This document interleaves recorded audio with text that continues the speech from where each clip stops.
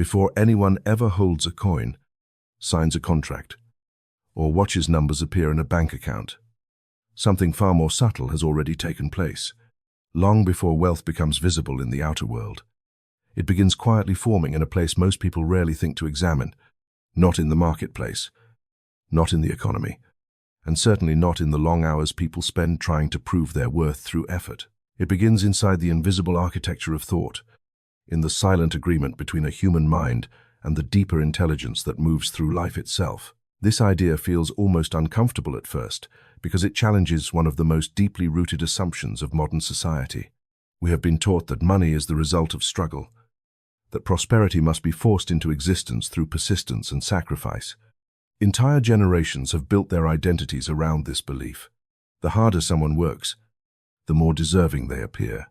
Exhaustion becomes a badge of honor, and yet when you step back and observe the world with careful attention, you begin to notice something that does not quite fit this narrative. The people who work the hardest are not always the ones who prosper the most.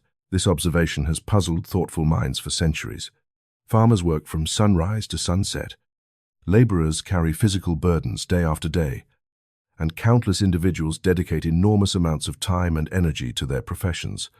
Yet financial freedom often seems to drift toward entirely different kinds of people. Inventors who begin with a simple idea, entrepreneurs who follow an inner vision, or individuals who appear to operate from a strange sense of certainty, often experience results that far exceed the amount of physical effort they appear to invest. At first glance, this seems unfair, almost irrational. But when a pattern appears consistently across cultures, industries, and generations, it usually points to a deeper principle at work beneath the surface. To understand that principle, you must be willing to question a belief that most people have never examined. The belief that effort creates wealth.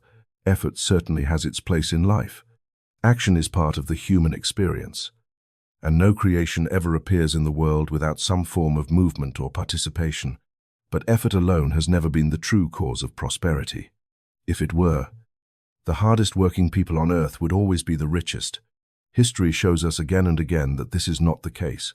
Something else is operating behind the scenes. More than a century ago, a quiet observer of human behavior named Wallace D. Wattles began to study this contradiction with unusual attention. Living in a time when factories roared with industrial energy and society praised relentless labor as the highest virtue, Wattles noticed that the visible effort people invested in their work did not consistently predict the results they achieved. Some individuals seemed to create prosperity through an almost natural flow of opportunity, while others struggled endlessly despite their dedication. Instead of accepting the common explanation that luck or privilege must be responsible, Wattles searched for a deeper law, and what he discovered would eventually challenge one of the most persistent myths about money. He concluded that wealth is not primarily produced by physical effort, but by a particular relationship between thought, belief, and action. He wrote that people do not become rich simply by doing certain things. They become rich by doing things in a certain way. That phrase may appear simple at first, yet it contains an idea powerful enough to reshape the way you understand prosperity entirely. Doing things in a certain way does not refer merely to strategy or technique. It refers to the state of consciousness from which action emerges. Two people can perform the same task, work the same hours, and follow the same instructions. Yet the inner quality of their thinking can produce dramatically different outcomes. One moves through life with tension, uncertainty, and fear of scarcity. The other moves with clarity, expectation, and an almost quiet certainty that opportunity exists and will reveal itself. The outer actions may look identical, but the inner atmosphere is completely different, and life responds to that atmosphere more faithfully than most people realize. Consider the moments in your own experience when something unfolded with surprising ease. Perhaps an idea arrived unexpectedly and later turned into a valuable opportunity. Perhaps a meeting with someone new led to a chain of events that changed the direction of your work. Or perhaps there were times when you simply sensed that a certain path would succeed long before any evidence appeared to support that belief. Those moments rarely feel like struggle. They feel like alignment. Alignment is the state in which your thoughts, emotions, and expectations begin to move in harmony with the creative intelligence that shapes circumstances around you. Instead of forcing events to happen through sheer effort, You begin cooperating with the deeper processes through which life organizes opportunity. When people operate from this state, work changes its character entirely. It no longer feels like pushing against resistance. It becomes more like participating in a flow of ideas and possibilities that seem to gather momentum on their own. This does not mean effort disappears. Action still exists. Decisions must still be made. And discipline still plays a role in shaping outcomes. But the quality of effort changes. Instead of strain, there is clarity. Instead of desperation, there is direction. Instead of chasing results, there is a quiet sense that results are already forming through the very thoughts and expectations you carry. Many people never discover this shift because they remain trapped inside a belief system that equates struggle with value. If something appears easy, they distrust it. If an opportunity flows naturally, they assume it must be temporary or undeserved. And by holding that belief, they unknowingly push themselves back into cycles of unnecessary difficulty. Yet beneath the noise of modern life there exists a far older understanding, one shared by mystics, philosophers, and a handful of thoughtful observers across history. They all point toward the same realization. Reality does not simply respond to what you do. It responds to who you are being while you do it. Money, opportunities, and circumstances behave less like rewards for effort and more like reflections of an inner pattern of belief and expectation. When that pattern is dominated by fear, scarcity tends to appear. When it is shaped by clarity and certainty, conditions begin to reorganize in ways that support expansion. The difference between those two states often determines the entire trajectory of a person's financial life. Most people search for wealth by trying to change the outer world first. They look for better jobs, new strategies, different markets, or more efficient methods of working. While these external adjustments can certainly help, they rarely address the deeper cause from which financial conditions emerge. The real source of prosperity operates at a quieter level. It begins in thought, stabilizes through belief, and expresses itself through action that reflects that belief. When this internal alignment forms, effort stops feeling like a struggle against life and begins to feel like cooperation with it. Ideas arrive more easily. Decisions become clearer. Opportunities that once seemed distant begin appearing through ordinary interactions and unexpected coincidences. What once looked like luck reveals itself as something far more structured, because the invisible patterns of thought that shape your expectations are already preparing the circumstances that will eventually mirror them. And when that realization begins to take hold, even slightly, the meaning of wealth starts to shift in a way that most people never anticipate. At dawn in countless cities around the world, the same quiet ritual begins again. Lights flicker on in apartment windows. Alarm clocks break the silence of sleep. People step into the rhythm of another working day, with a familiar belief resting quietly in the background of their minds. The belief tells them that the hours ahead are the price of survival, that the effort they invest today is the substance from which tomorrow's security must be built. It is such a common assumption that few ever pause to question it. Work more, earn more, struggle harder, deserve more. The formula seems so obvious that challenging it almost feels irresponsible. Yet there is something deeply strange about the way this formula actually unfolds in real life, across every country and every industry. There are individuals whose days are filled with relentless effort, whose schedules stretch beyond the limits of exhaustion, whose dedication is unquestionable. And yet the financial freedom they pursue always seems to remain just beyond reach. Their work is honest, their intentions sincere, and their persistence admirable. Yet prosperity moves slowly, sometimes painfully slowly, through their lives. At the same time, there are others who appear to move through the world with a completely different rhythm. They certainly act. They make decisions. They contribute effort where it matters. But the intensity of their labor often seems far less severe. And still, opportunities appear around them in ways that look almost effortless to the outside observer. If labor alone created wealth, this pattern would not exist. The farmer who rises before sunrise, the construction worker whose body absorbs the strain of physical effort every day, the nurse who spends long hours caring for others. These individuals would stand at the very top of the economic hierarchy. Their dedication would guarantee abundance. But history shows something very different. The relationship between effort and wealth is not as direct as society teaches. Effort plays a role, certainly, but it is not the origin of prosperity. To see why, you must step back from the visible surface of work and examine the invisible conditions that shape its results. Think of labor as movement. Movement can be powerful, but movement alone does not determine direction. A person can run endlessly on a treadmill, pouring energy into motion, yet remain exactly where they started. Another person may take fewer steps but move along a path that leads somewhere entirely different. The difference between these two experiences is not effort. It is orientation.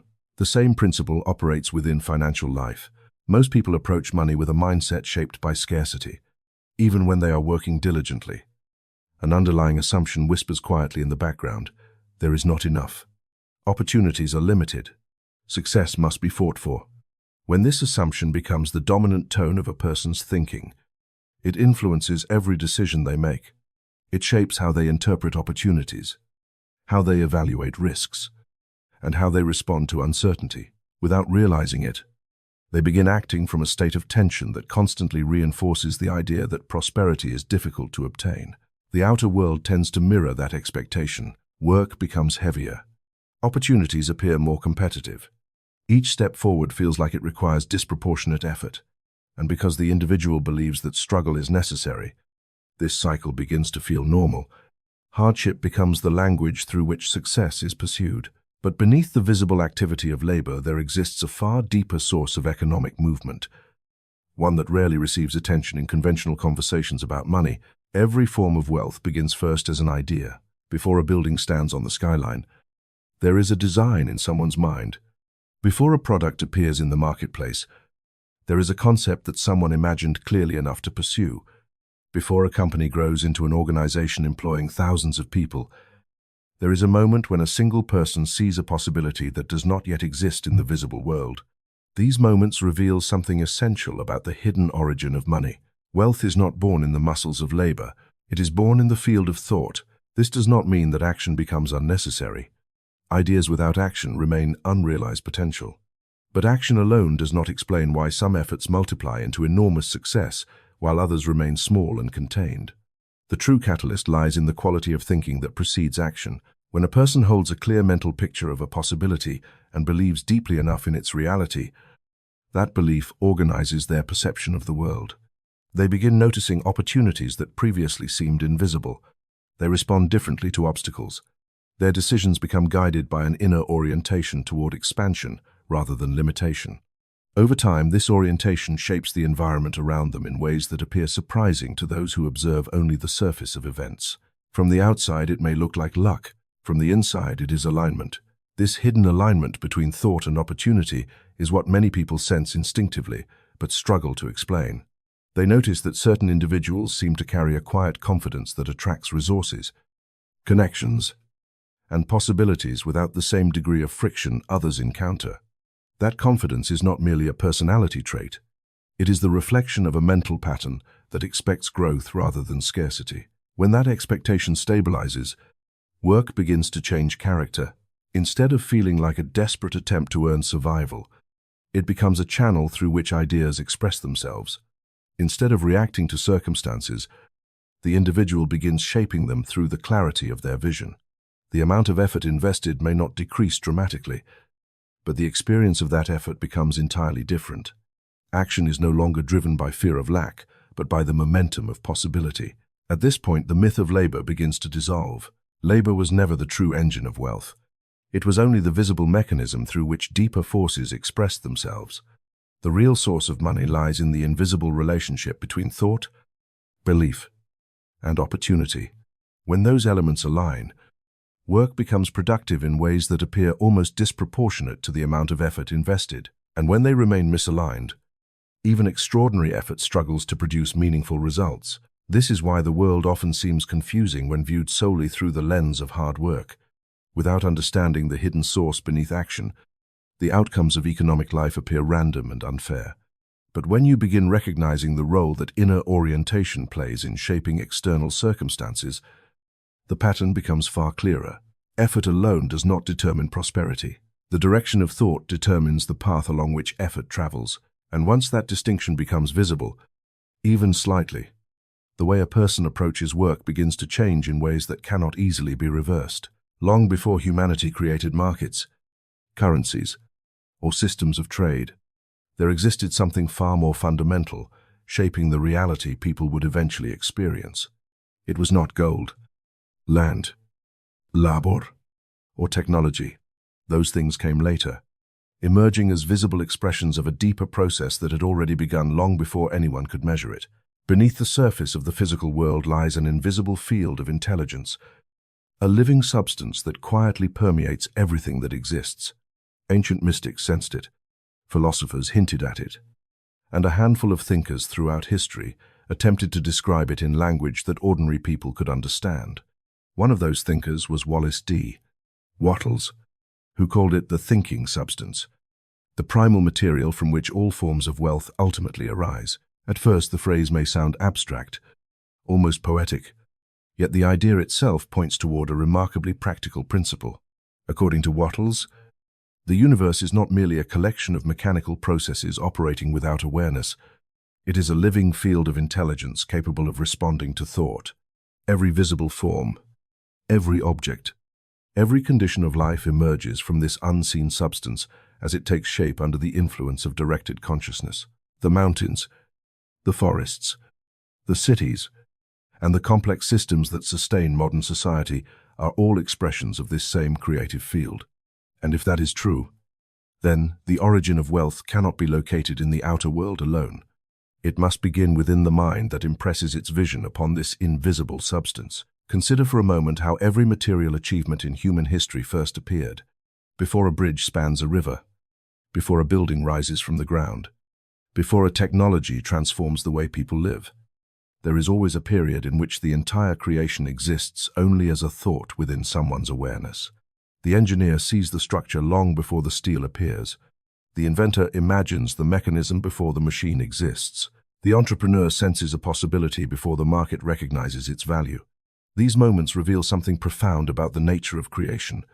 Matter does not initiate form, consciousness does. Wattles described the thinking substance as a universal medium that surrounds and penetrates everything.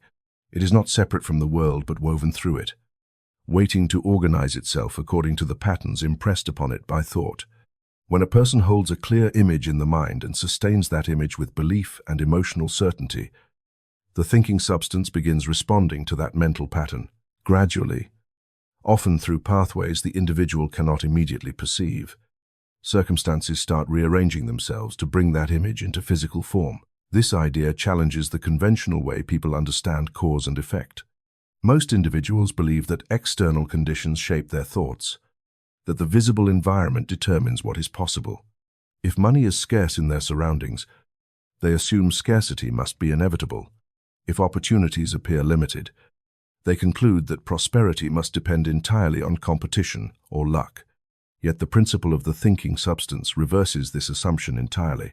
It suggests that the outer environment is not the primary cause of financial experience, but the result of inner patterns that have been impressed upon the creative field of reality. The implications of this realization are far-reaching. If the substance from which all things are formed responds to thought, then the dominant ideas held in a person's mind become the blueprint for the conditions they eventually encounter.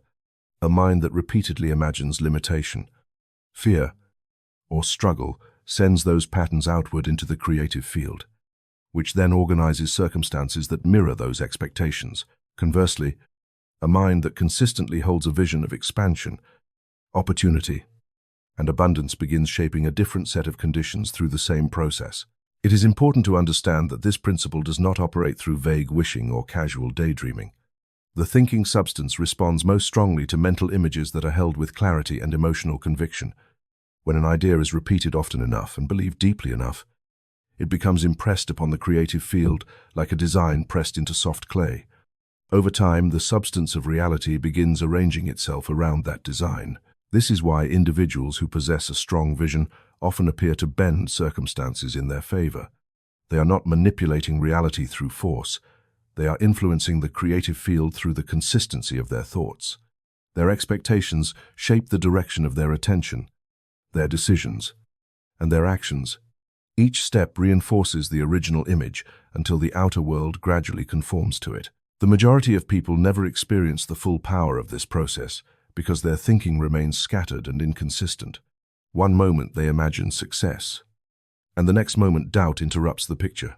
One day they believe prosperity is possible, and the next day they fear that opportunities are disappearing.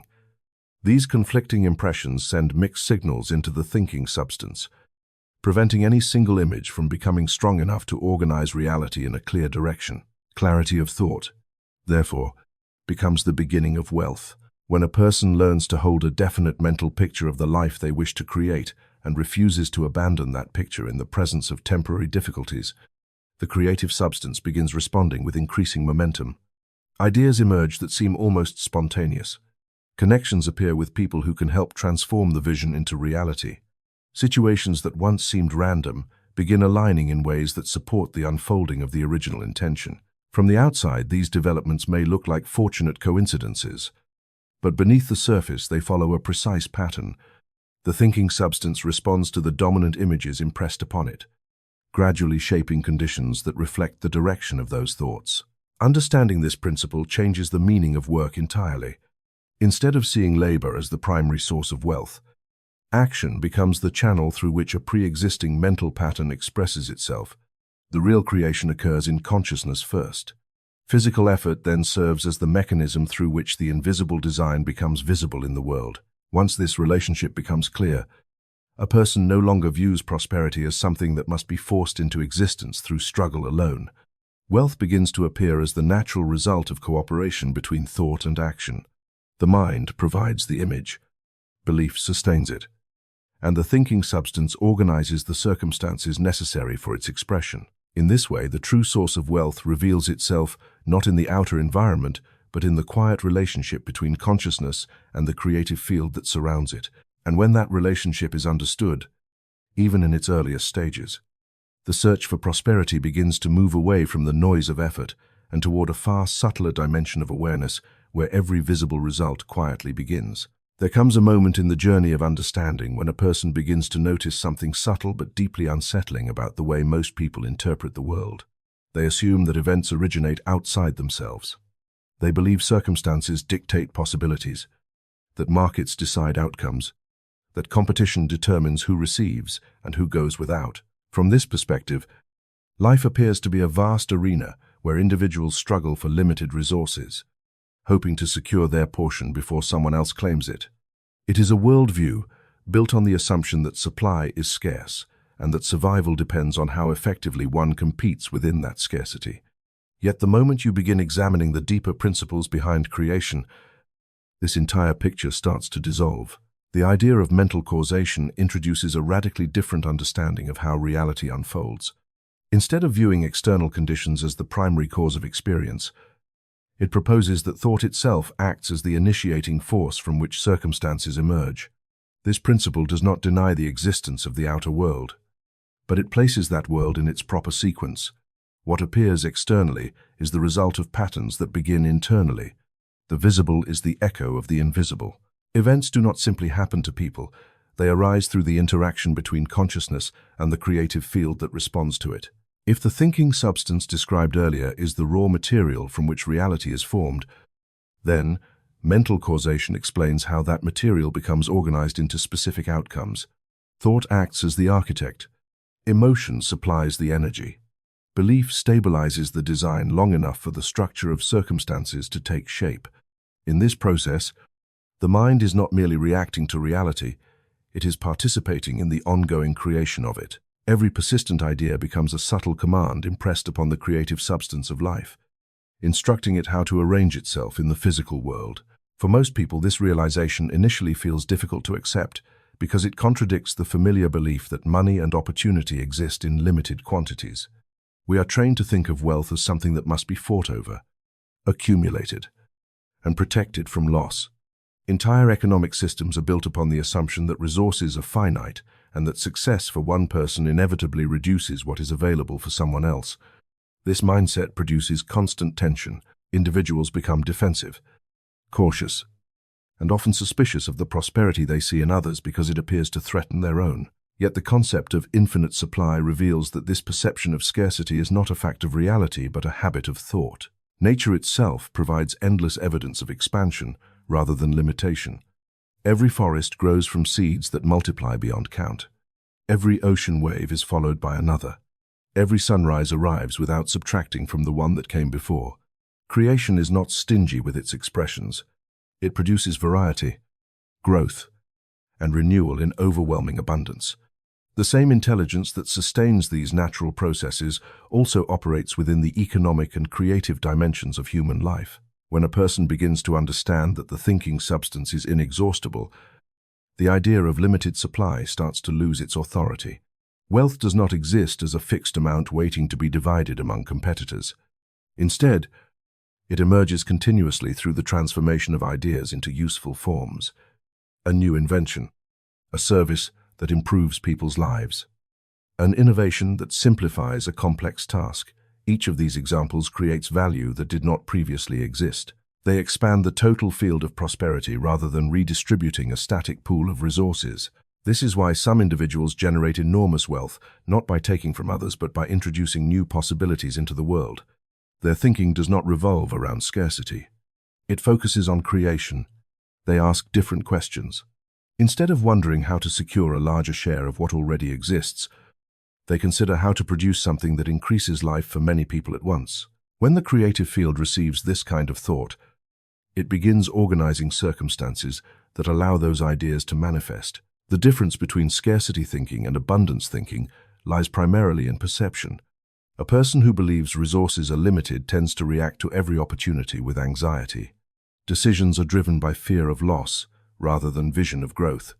Even when success appears, it often carries an undercurrent of tension because the individual expects that prosperity could disappear at any moment. This emotional state subtly influences behavior, often restricting the flow of creativity and cooperation that generates long-term expansion.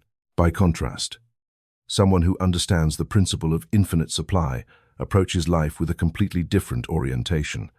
They see wealth as something that can be continuously created rather than merely acquired. Because they do not feel threatened by the success of others, they remain open to collaboration and innovation. Their thinking becomes more imaginative, more patient, and more capable of recognizing opportunities that scarcity-minded individuals overlook. Mental causation operates constantly in both directions. When the mind is dominated by thoughts of lack, the creative substance organizes circumstances that reinforce that belief. Situations arise that appear to confirm limitation, and these experiences strengthen the original assumption that resources are scarce. The cycle becomes self-reinforcing. However, when the mind adopts the perspective of abundance, the same creative field begins responding differently. Ideas appear more frequently, relationships develop that support growth, and opportunities seem to arise in ways that appear surprising to those who remain focused on scarcity. The outer world has not changed its fundamental nature in either case. What changes is the pattern of thought being impressed upon the creative substance. Understanding this relationship does not eliminate effort or responsibility. Instead, it clarifies the true order in which creation unfolds. Thought establishes direction, belief stabilizes that direction, action carries the idea into visible expression. When these elements align with the principle of abundance rather than fear, the results of effort multiply far beyond what effort alone could produce. This shift from competition to creation also transforms how individuals relate to the success of others. Instead of perceiving another person's prosperity as evidence that opportunities are disappearing, they recognize it as proof that the creative process is working. Every new fortune created through innovation or service expands the total field of value available in the world. The success of one person becomes an indication that similar possibilities remain open for others who learn to work with the same underlying principles. In this sense, abundance is not simply an economic condition, but a state of awareness. It is the recognition that the source of wealth is not located in external resources, but in the creative intelligence responding to thought. As long as that intelligence remains active, and it always does, the potential for prosperity remains unlimited. Once a person truly understands that reality responds to the patterns of thought impressed upon the thinking substance, the idea of scarcity begins to feel less convincing. The outer world may still present challenges and fluctuations, but the deeper source of supply remains unchanged. It continues responding quietly to the images and beliefs held within consciousness, organizing circumstances in ways that reflect those internal patterns. And when that realization becomes steady enough to guide a person's thinking consistently, the nature of wealth begins to appear not as a struggle for limited resources, but as a natural expression of a creative process that has never truly been constrained. You have probably been told many times that the world belongs to those who work the hardest.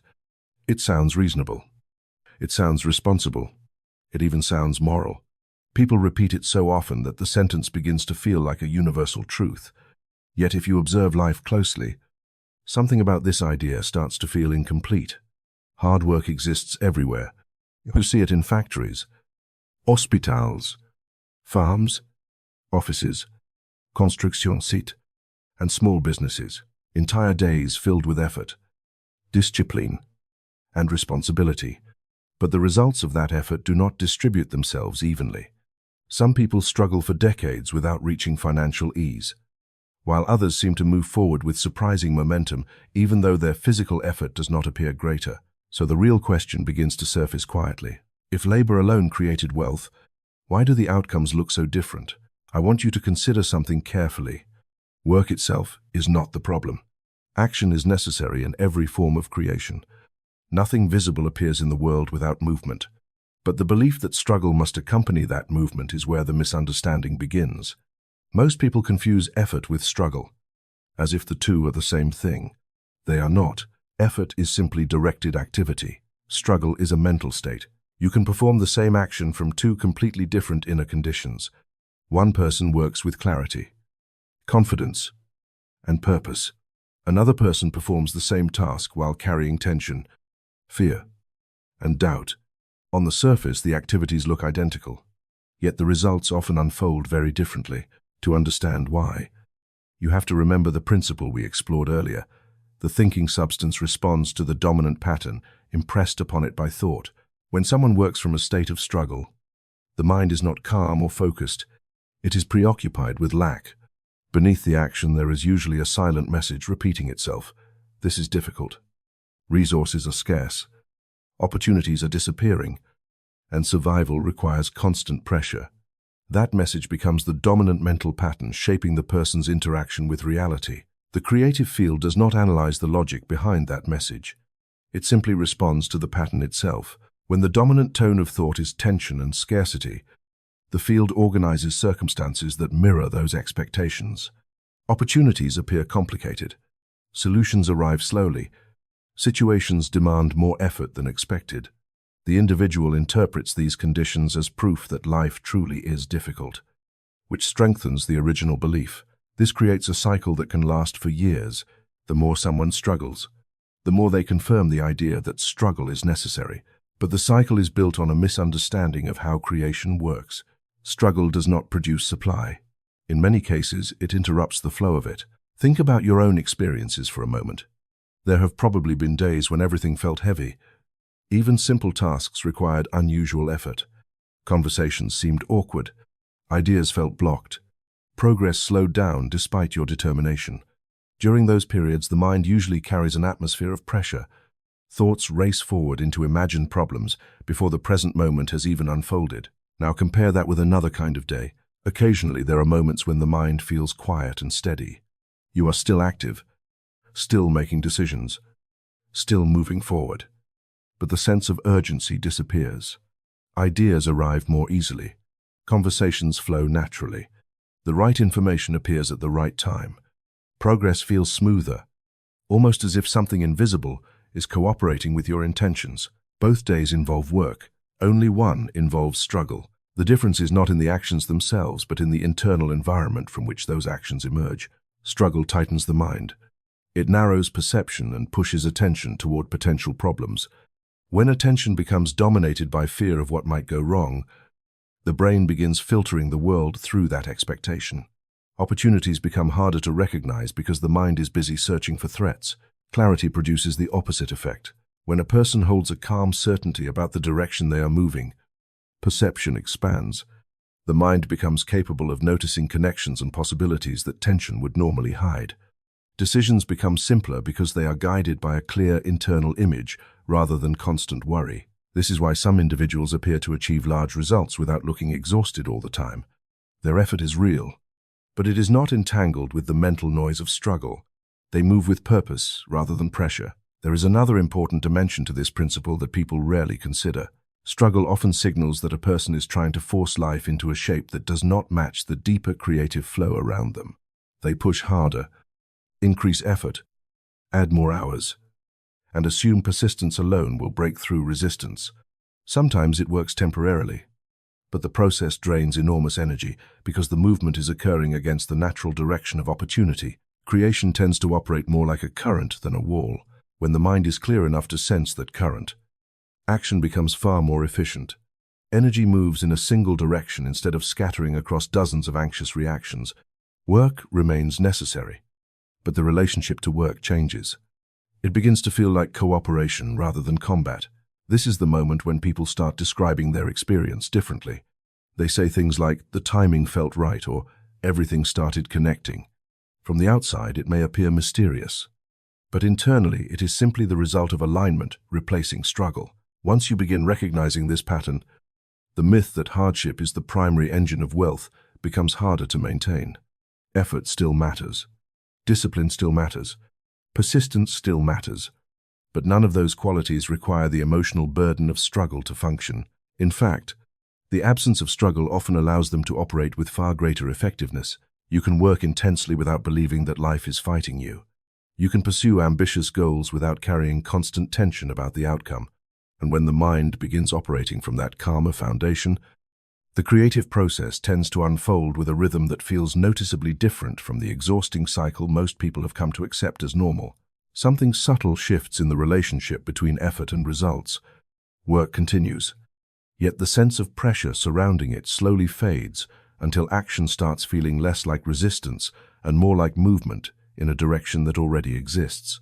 There is a quiet moment that sometimes appears in a person's life when something they once believed unquestioningly begins to feel slightly out of place.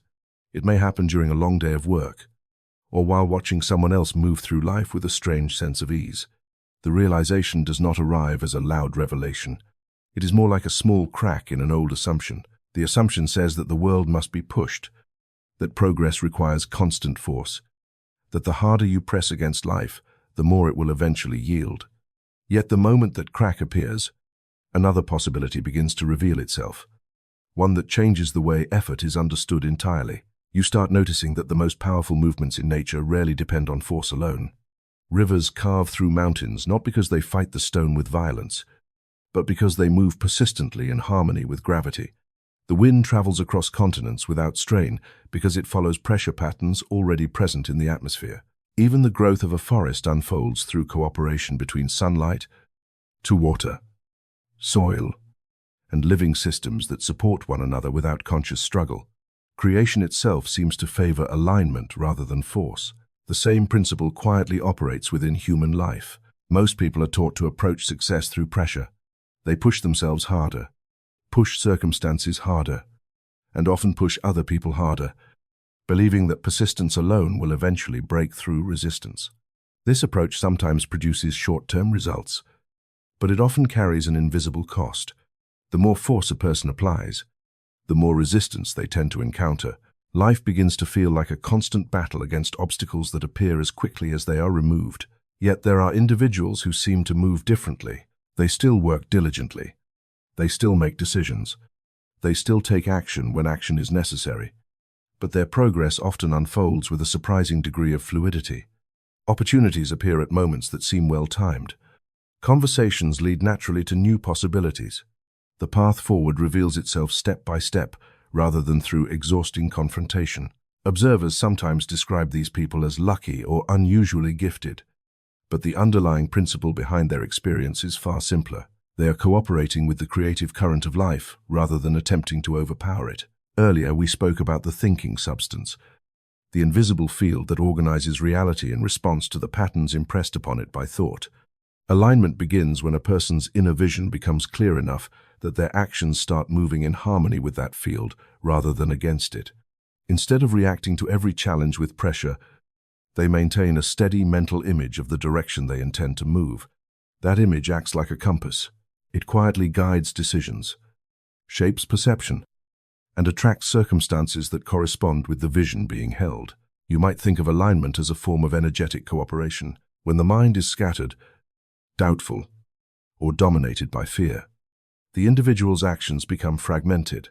Energy is spent reacting to problems, worrying about outcomes, and correcting mistakes created by earlier reactions. Progress becomes slow not because the person lacks ability, but because their attention is constantly divided. Alignment gathers that scattered energy into a single direction. Once the mind holds a clear picture of what it intends to create, each decision begins moving toward the same destination. Work remains necessary, yet the effort becomes focused instead of frantic. A conversation with the right person becomes meaningful because it supports the vision. An idea that once seemed insignificant becomes valuable because it connects with the larger picture. In this state, action begins to feel less like toil and more like participation in a process already unfolding. You may have experienced something similar during moments when creativity or insight seemed to flow naturally. Perhaps you were solving a problem, writing, designing, or planning something important, and suddenly the right ideas began appearing one after another. Time moved differently. The work felt engaging rather than exhausting. In those moments, the mind was not forcing solutions into existence. It was cooperating with the creative intelligence that generates them. This cooperative state is far more powerful than force because it allows the individual to draw upon resources beyond their immediate effort. When someone acts purely through pressure, they rely almost entirely on personal energy. Every task requires deliberate effort. Every obstacle demands confrontation. Over time, this method becomes draining because the individual is attempting to move an entire system through willpower alone. Alignment introduces a different dynamic. Instead of forcing results through isolated effort, the person begins working with patterns already present in the environment. Opportunities are recognized earlier because the mind is attentive rather than tense. Relationships develop naturally because communication is guided by clarity rather than desperation. Solutions emerge more quickly because the individual is listening as carefully as they are acting. This does not mean that difficulties disappear. Even individuals who operate in alignment encounter setbacks, delays, and unexpected complications. The difference lies in how those events are interpreted. Someone who relies on force tends to see obstacles as evidence that the world is resisting them. Their response is usually to apply even more pressure, which increases tension and narrows their perspective. A person operating from alignment responds differently because their attention remains connected to the larger vision rather than the immediate obstacle. They can adapt without losing direction. They observe what the situation is revealing instead of assuming that resistance must be attacked directly. Often the obstacle itself contains information that leads to a better path forward.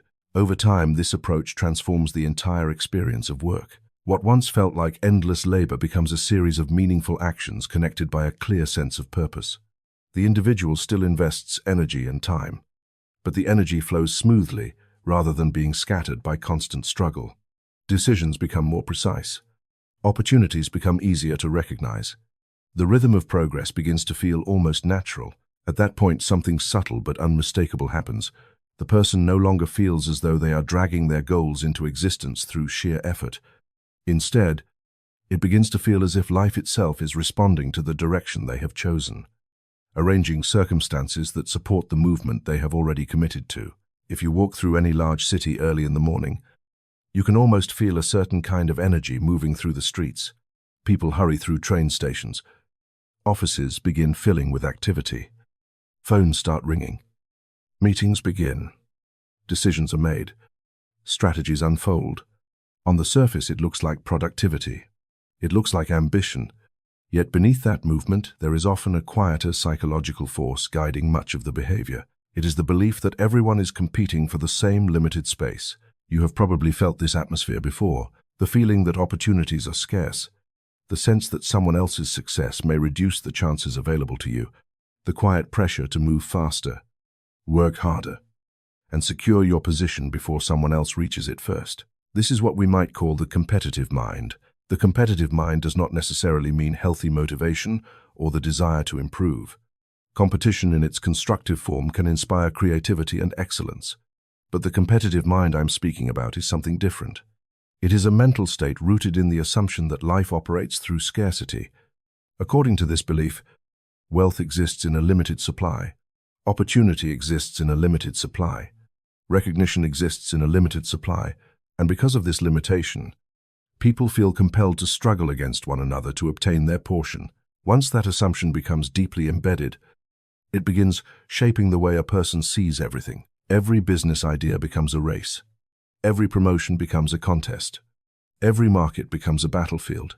Even relationships sometimes become strategic rather than genuine, because individuals start evaluating others not as collaborators in creation but as rivals for the same resources. This mindset appears logical on the surface, especially in modern economies where companies compete for market share and individuals compete for positions. Yet when you look more carefully at how wealth actually emerges, something surprising begins to appear. The greatest fortunes in history were rarely created through competition alone. They were created through expansion. When someone invents a new technology, develops a service that improves people's lives, or introduces an idea that reorganizes an entire industry, they are not simply taking resources from others. They are increasing the total field of value available in the world. Entire markets have been born from such acts of creation, markets that did not exist before the idea appeared. The competitive mind struggles to recognize this because it is trained to measure success through comparison. It constantly asks the same question: who is ahead and who is behind? In doing so, it keeps attention fixed on existing structures rather than on new possibilities. Scarcity thinking narrows imagination. A person operating from scarcity begins focusing primarily on protecting what already exists. Decisions become cautious. Creativity becomes restrained.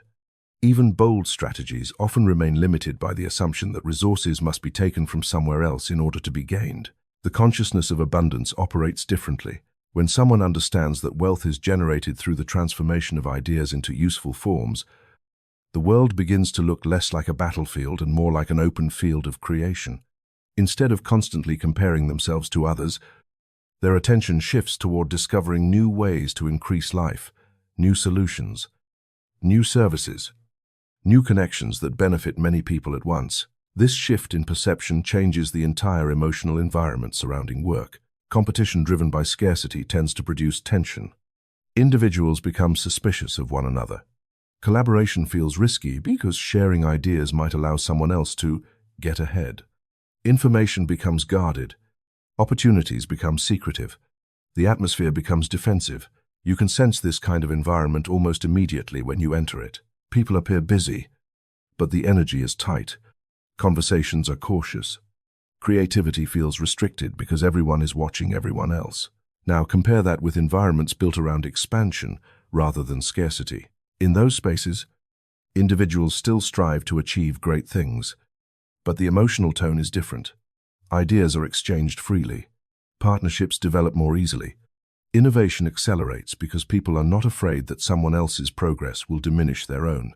When the focus shifts from protecting resources to generating new value, the possibilities multiply rapidly. This difference begins in the mind.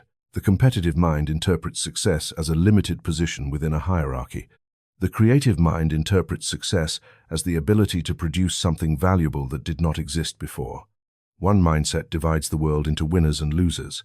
The other recognizes that creation expands the entire field. You may wonder how this distinction affects the personal experience of wealth. It affects it profoundly. A person dominated by the competitive mind often experiences success as temporary. Even when they achieve something significant, a quiet anxiety remains. Someone else might take the opportunity. Another competitor might move faster. Market conditions might change, because their thinking remains anchored in scarcity. Prosperity always feels fragile. By contrast, someone operating from a consciousness of abundance sees success differently. They understand that their ability to create value does not disappear simply because circumstances change. If one opportunity closes, another can be created. If one industry shifts, new ideas can generate different forms of value. The source of prosperity is not a particular position in the marketplace. It is the creative capacity within the individual. Once this realization begins to settle into awareness, the relationship with competition itself begins to change. You no longer need to obsess over what others are doing because your attention shifts toward what you are capable of creating. Other people's achievements stop feeling threatening. In many cases, they become inspiring examples of what is possible when someone follows a clear vision. Gradually, the mind becomes less interested in fighting for limited space and more interested in discovering unexplored possibilities. The world begins to look larger. Markets appear more flexible. Opportunities appear more numerous. Ideas appear more valuable. This transformation does not occur overnight. The competitive mindset is deeply conditioned by education, culture, and economic systems that emphasize rivalry. Yet, once you begin recognizing how scarcity thinking shapes perception, it becomes easier to notice when that pattern is operating inside your own thoughts. The moment you see it clearly, something subtle shifts. Instead of measuring your progress against the achievements of others, your attention returns to the creative vision that belongs uniquely to you. And when that vision becomes strong enough to guide your thinking consistently, the need to compete for limited resources begins to fade into the background, replaced by the far more powerful possibility of creating something that expands the field itself. There is a subtle shift that occurs in a person's life the moment they stop asking how to take a larger piece of the world and begin asking how to expand it. At first, the difference between these two questions may appear small, almost philosophical, yet the direction of those questions quietly determines the entire experience a person will have with wealth, opportunity, and creation. Most individuals spend their lives trying to secure their share of something they believe already exists in limited quantity. They compete, compare, protect, and defend what they have obtained. But every so often, someone begins operating from a different center of thought. Instead of competing for space within the existing structure, they begin creating new space entirely. This is the beginning of the creative mind. The creative mind does not start with the assumption that resources are fixed or that opportunity must be seized from others. It begins from a much deeper understanding of how value enters the world. Wealth, in its true sense, is not merely the accumulation of money. Money is only a measurement of value that has already been created. The real question is where that value originates. If you look at the great turning points of history, you begin to notice a pattern. Entire industries have appeared where none existed before. New technologies have transformed daily life. Systems of communication, transportation, medicine, and knowledge have expanded human capability beyond anything earlier generations could imagine. None of these transformations emerged because someone fought harder for a piece of an existing system. They emerged because someone saw a possibility that had not yet been expressed. The creative mind is the faculty that allows a person to see that possibility. It is the ability to perceive what could exist, rather than focusing exclusively on what already exists. When this faculty becomes active, the individual begins interacting with reality in a completely different way. Instead of analyzing only the limitations of the present environment, they begin sensing the potential hidden within it. Problems become invitations to design solutions. Needs become signals pointing toward opportunities. Even difficulties begin revealing spaces where something new can be built. Earlier we spoke about the thinking substance, the invisible creative field that organizes itself according to the patterns impressed upon it by thought. The creative mind works directly with that substance. It holds an image of something that does not yet exist and maintains that image long enough for the creative field to begin responding. Gradually, through ideas, relationships, timing, and action, the imagined possibility begins taking form within the physical world. This process is not mystical in the sense of being detached from practical life. In fact, it explains the practical mechanics of innovation itself. Every new product, every service, every invention that improves life for others begins as a mental image sustained by belief. The more clearly the image is held, the more effectively it begins guiding the actions required to bring it into existence. The competitive mind looks at the world and sees boundaries. The creative mind looks at the same world and sees unfinished designs. That difference transforms everything. When a person operates from the competitive mindset, their attention becomes trapped within the structures that already exist. They ask questions like, how can I win within this system? How can I secure more resources than others? How can I defend what I already have? These questions keep the mind focused on distribution rather than creation. The creative mind asks different questions. What problem exists that people have not yet solved? What experience could be improved? What idea could simplify life, connect people, or unlock new possibilities? Once those questions become the center of thought, The perception of scarcity begins dissolving. Opportunities start appearing in places that previously looked ordinary or even difficult. What once seemed like obstacles begin revealing gaps in the system where innovation can occur. This is why many of the most successful creators in history describe their work as discovering rather than inventing. They speak about sensing a possibility already present in the environment and gradually bringing it into form. The idea feels as though it was waiting to be noticed. The thinking substance responds powerfully to this kind of mental activity. When a person repeatedly focuses on expanding value rather than defending resources, their mind becomes more receptive to ideas that generate new forms of prosperity. The creative field begins delivering insights, connections, and opportunities that align with the direction of that thinking.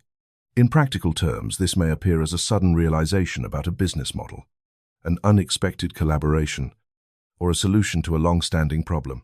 From the outside, these developments sometimes look like extraordinary intelligence or luck, but often they are the natural result of sustained creative attention. There is another important aspect of the creative mind that many people overlook. Creation tends to multiply value for more than one person at a time. When someone builds something useful, a service that helps others, a product that solves a problem, a system that improves efficiency, the benefit extends outward into the lives of many people. In doing so, the total field of wealth expands rather than simply shifting from one individual to another. This is what makes the idea of infinite supply meaningful. Supply is not infinite because physical resources are limitless in a simplistic sense. Supply becomes effectively infinite because the capacity for human creativity continually generates new forms of value. As long as ideas continue emerging from the creative mind, new opportunities for prosperity will continue appearing. The world we live in today is filled with examples of this principle. Entire industries built around digital communication, renewable energy, biotechnology, and artificial intelligence did not exist in the forms we recognize just a few decades ago. They appeared because individuals were willing to think creatively about possibilities that others could not yet see. The same creative capacity exists within every person. It may remain dormant when the mind becomes trapped in scarcity thinking, but it begins awakening the moment attention shifts from competition toward creation. Instead of measuring success by how much of the existing world one controls, the individual begins asking how much value they can introduce into the world through their ideas and actions. Once that shift occurs, the experience of opportunity changes dramatically. The environment no longer feels closed or crowded. Possibilities begin appearing in unexpected places because the mind has become trained to look for expansion rather than limitation. Over time, the person realizes that prosperity does not depend solely on securing access to existing resources. It depends on the ability to generate value through creative thought and aligned action. And when that realization becomes stable enough to guide daily decisions, the world begins revealing itself less as a fixed structure of limited opportunities and more as a living field where new forms of wealth are constantly waiting to be brought into existence. There is a quiet force inside the human mind that most people use only in fragments, without realizing how powerful it can become when it is held with clarity and consistency. You experience it every day in small ways. When you remember a place you once visited, your mind recreates the scene instantly. When you imagine the face of someone you love, the image appears effortlessly. This ability to form mental pictures seems ordinary, almost trivial, yet it is one of the most influential creative faculties you possess. The moment you begin using it with intention rather than by accident, something profound begins to change in the way reality responds to you. The mind does not move toward vague desires, it moves toward images. A person may say they want success, wealth, freedom, or a better life. But if the mind holds no clear picture of what those words actually mean, the thinking substance has nothing definite to organize around. The result is scattered effort. Action occurs, but it moves in multiple directions because the inner compass is not precise. One day the individual imagines prosperity. The next day, doubt interrupts the picture. A week later, fear introduces an entirely different expectation. Under those conditions, the creative field receives conflicting impressions, and progress becomes slow or inconsistent. Definite vision changes that dynamic completely. When the mind forms a clear image of a desired condition and continues returning to that image with conviction, the picture begins acting like a blueprint impressed upon the creative substance of life. Thought becomes organized. Attention becomes selective. The individual begins noticing opportunities that align with the image they are holding because the mind is now trained to recognize them. You may have noticed something similar in your own experience without consciously understanding it. Imagine you decide to buy a specific type of car. Perhaps it is a model you had rarely paid attention to before. Suddenly, within days, you begin seeing that same car everywhere. It appears on the road, in parking lots, at intersections. The vehicle did not suddenly multiply in the world. What changed was your attention. The mind began filtering reality according to the image you had impressed upon it. Definite vision works through the same principle, but on a much deeper level. When a person consistently holds a vivid mental image of the life they intend to create, the brain begins organizing perception around that image. Ideas related to the vision become easier to recognize. Conversations that support the vision stand out more clearly. Even challenges are interpreted differently because the mind evaluates them through the lens of the desired outcome rather than through fear. This is why individuals who achieve extraordinary things often speak about vision long before they speak about strategy. They see the future internally before the world recognizes it externally. The image exists in their consciousness with such clarity that it begins influencing every decision they make. Their daily actions gradually align with that internal picture, sometimes in ways so subtle that observers fail to notice the connection. Over time, the external world begins reflecting the structure of the vision they have been holding. From the outside, this process can appear mysterious. People say things like, they believed in it before anyone else did, or they saw something others could not see. In reality, they were simply using the creative faculty of definite vision with greater consistency than most people do. The thinking substance responds to clarity. A vague wish carries very little creative power because it does not provide a stable pattern for reality to organize around. A definite image, sustained by belief, creates a clear direction within the creative field. Over time, the substance of life begins arranging circumstances in ways that correspond with that pattern. It is important to understand that definite vision is not the same as idle fantasy. Fantasy often drifts through the mind without commitment. It entertains possibilities but quickly releases them when doubts appear. Vision operates differently. Vision is deliberate. It returns to the same image repeatedly, strengthening it through attention and emotional conviction. You might think of it as planting a seed within the creative field. If the seed is placed in the soil and then ignored, it may never take root. But if it is planted carefully and given consistent attention, it begins growing even before the first visible sign appears above the surface. The same principle applies to mental images. When the vision is held consistently, it begins influencing the invisible processes that eventually produce visible results. One of the most important aspects of definite vision is emotional certainty. The thinking substance responds not only to images, but also to the emotional energy surrounding them. When a person imagines a future condition with genuine confidence, feeling as though the possibility is real rather than distant, the impression becomes much stronger. The creative field receives the message not as a fragile hope but as a clear instruction. This emotional certainty gradually changes the way a person behaves. They begin making decisions that align with the vision even before external proof appears. They speak differently about their goals. They invest energy in directions that support the image rather than reacting to temporary distractions. Over time, these choices compound, producing results that appear logical once they become visible but seemed uncertain at the beginning. Definite vision also simplifies the experience of action. Without a clear image guiding decisions, people often feel overwhelmed by the number of choices available to them. Every path appears uncertain because there is no internal reference point to measure progress against. With a clear vision, however, many decisions become easier. The question is no longer what should I do, but rather, does this move me closer to the image I hold? This clarity reduces hesitation and increases momentum. Work begins to feel purposeful rather than chaotic because each action connects with a larger direction. Even small steps become meaningful when they contribute to the unfolding of a definite picture. As the vision strengthens, something else begins to happen, quietly within consciousness. The individual starts identifying less with their present circumstances and more with the future condition they have imagined. Their sense of identity gradually shifts toward the person capable of living within that vision. This inner transformation influences behavior, perception, and confidence in ways that subtly reshape the environment around them. Reality begins responding to the image that dominates the mind. At first, the changes may appear small, an idea that leads to a new opportunity, a conversation that opens a door, a decision that redirects energy toward a more productive path.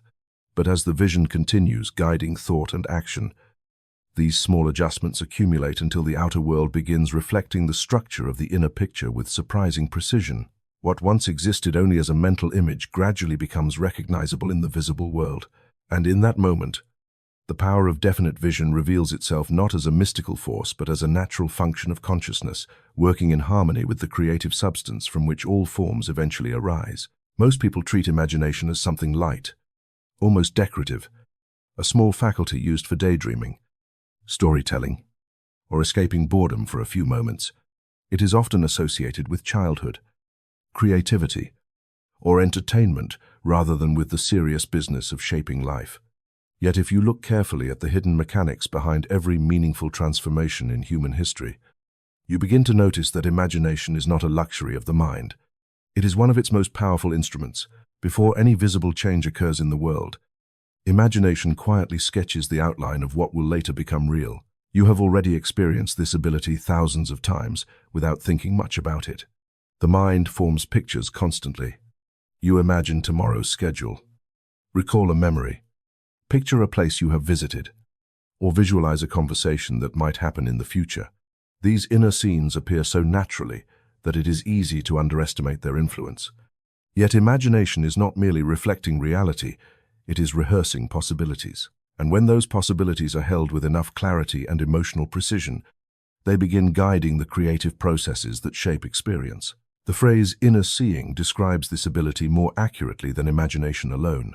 Inner seeing is the disciplined use of the mind's visual faculty to hold a clear picture of a desired condition as though it already exists. It is not vague wishing, nor is it passive fantasy drifting through consciousness without direction. Inner seeing is deliberate. It requires attention, repetition, and emotional coherence. The image must be vivid enough that the mind recognizes it as meaningful, and the emotional tone surrounding it must be stable enough to reinforce the picture rather than weaken it. This is where emotional precision becomes essential.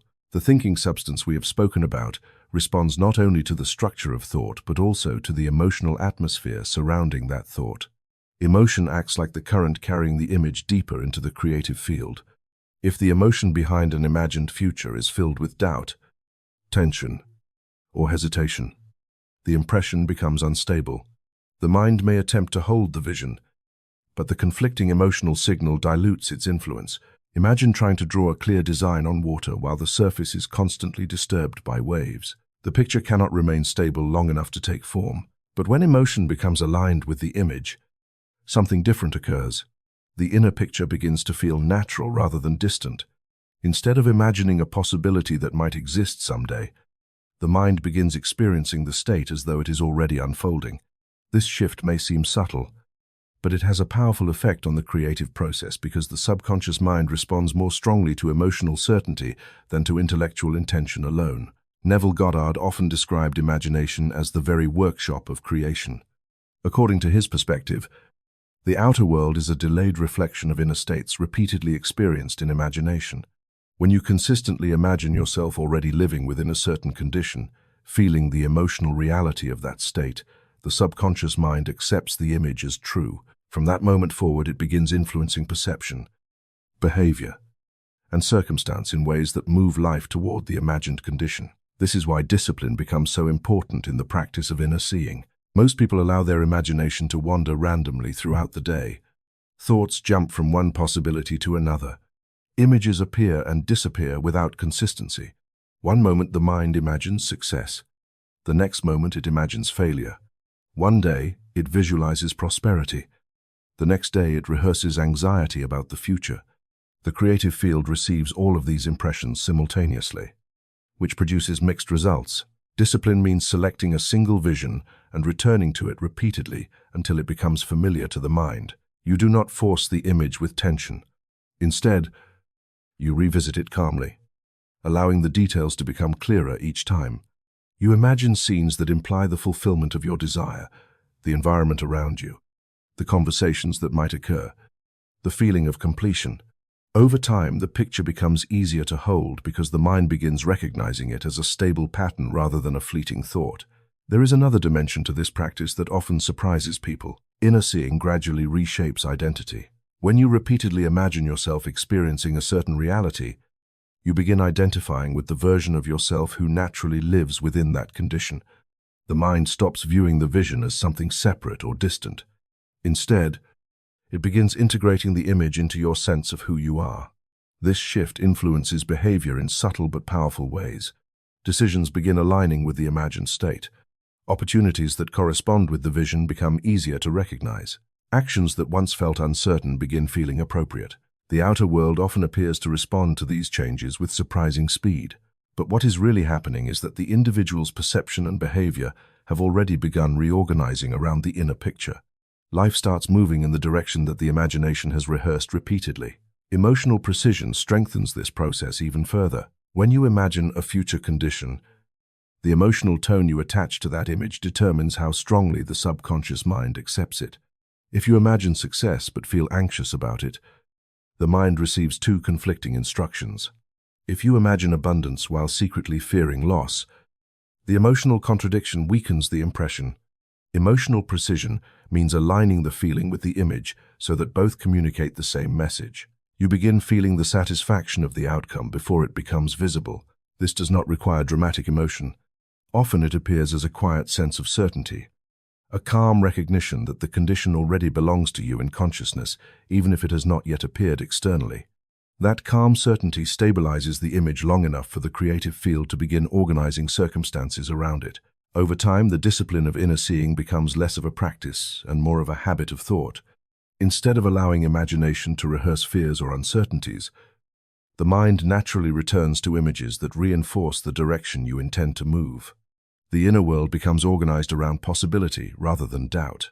And when imagination begins operating in that disciplined way, it stops being a tool for momentary escape and becomes something far more influential, a quiet but persistent faculty through which the unseen patterns of reality are shaped long before they become visible in the world.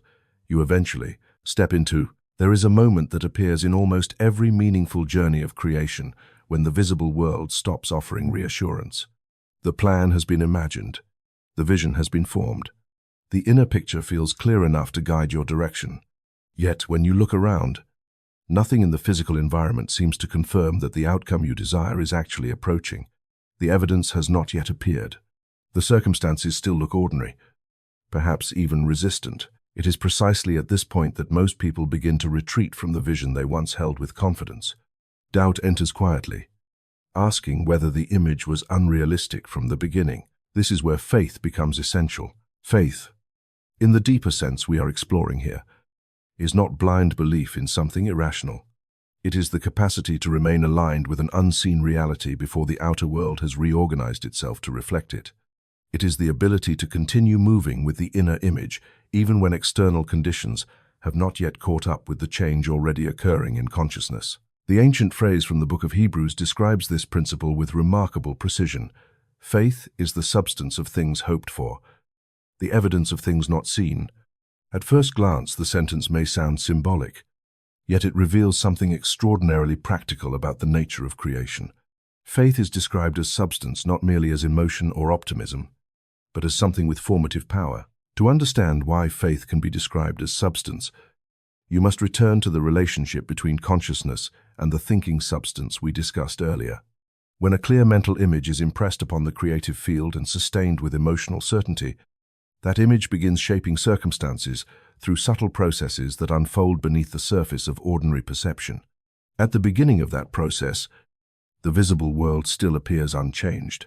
Seeds planted in soil do not reveal themselves immediately. Roots develop first, hidden beneath the ground, preparing the conditions necessary for growth. Faith is the mental state that allows you to trust that unseen development. Without faith, the mind constantly interrupts the creative process. A person imagines a new condition for a few days, perhaps a few weeks, but the absence of visible proof causes uncertainty. Doubt enters the mind and replaces the image with a different expectation. The creative field then receives conflicting patterns, and the unfolding process loses momentum. Faith stabilizes the vision long enough for invisible processes to complete their work. Think about how this principle appears in ordinary life. When an architect designs a building, the blueprint exists long before the structure becomes visible. Construction teams do not abandon the project simply because the building has not yet appeared on the skyline. They understand that the visible form emerges gradually through stages of development. The blueprint guides every step, even though the finished result remains unseen for most of the process. Faith functions like that blueprint within consciousness. It allows a person to remain loyal to the internal design of their life, even when external evidence has not yet appeared. Instead of abandoning the vision at the first sign of delay, the individual continues acting in harmony with the image they hold. Decisions, conversations, and daily efforts remain aligned with the future condition rather than being dictated by the temporary appearance of the present moment. Neville Goddard described faith as the persistence of assumption. According to his teaching, the mind must learn to assume the feeling of the wish fulfilled and remain faithful to that assumption until the outer world reflects it. The individual does not wait for circumstances to create belief. Instead, belief precedes circumstances and gradually shapes them. This approach challenges the conventional way people think about proof. Most individuals believe they must see evidence before they can believe something is real. Faith reverses that sequence. It asks the mind to accept the inner reality first and allow the visible world to reorganize afterward. You may notice how difficult this can feel in the beginning. The human mind has been trained to rely heavily on sensory confirmation. If something cannot be measured, touched, or observed, it often appears uncertain. Faith asks you to operate from a deeper level of awareness where imagination and emotional certainty become legitimate forms of perception. At first, this may seem unfamiliar, but with practice, it begins to feel natural. When a person repeatedly experiences how inner assumptions influence outer events, confidence grows. They begin recognizing patterns that previously went unnoticed.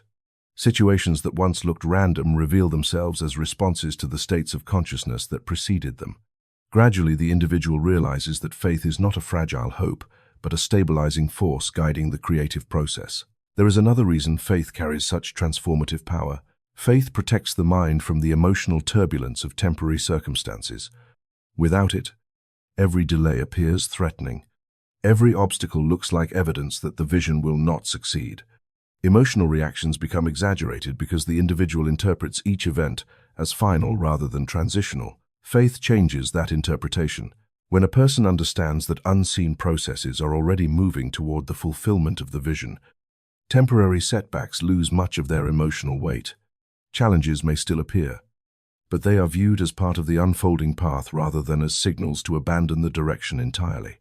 This calm persistence allows the mind to remain focused on the outcome instead of being distracted by every fluctuation along the way. Over time, faith becomes less like an effort and more like a natural posture of awareness.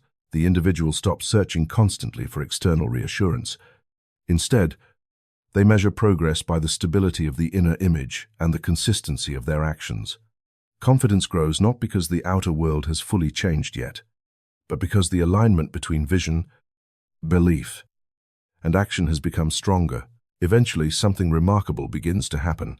Events that once seemed unpredictable start aligning with the direction of the vision. Opportunities appear that support the imagined condition. Conversations occur that open new possibilities. The visible world begins reorganizing itself in ways that mirror the pattern that has been sustained internally. What once existed only as an unseen assumption gradually becomes visible experience, and in that moment the meaning of faith becomes clearer than any explanation could have provided.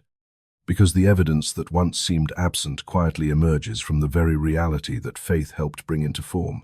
Most people have been trained to move through life in a very particular order. First, they look for evidence. Then they decide what to believe.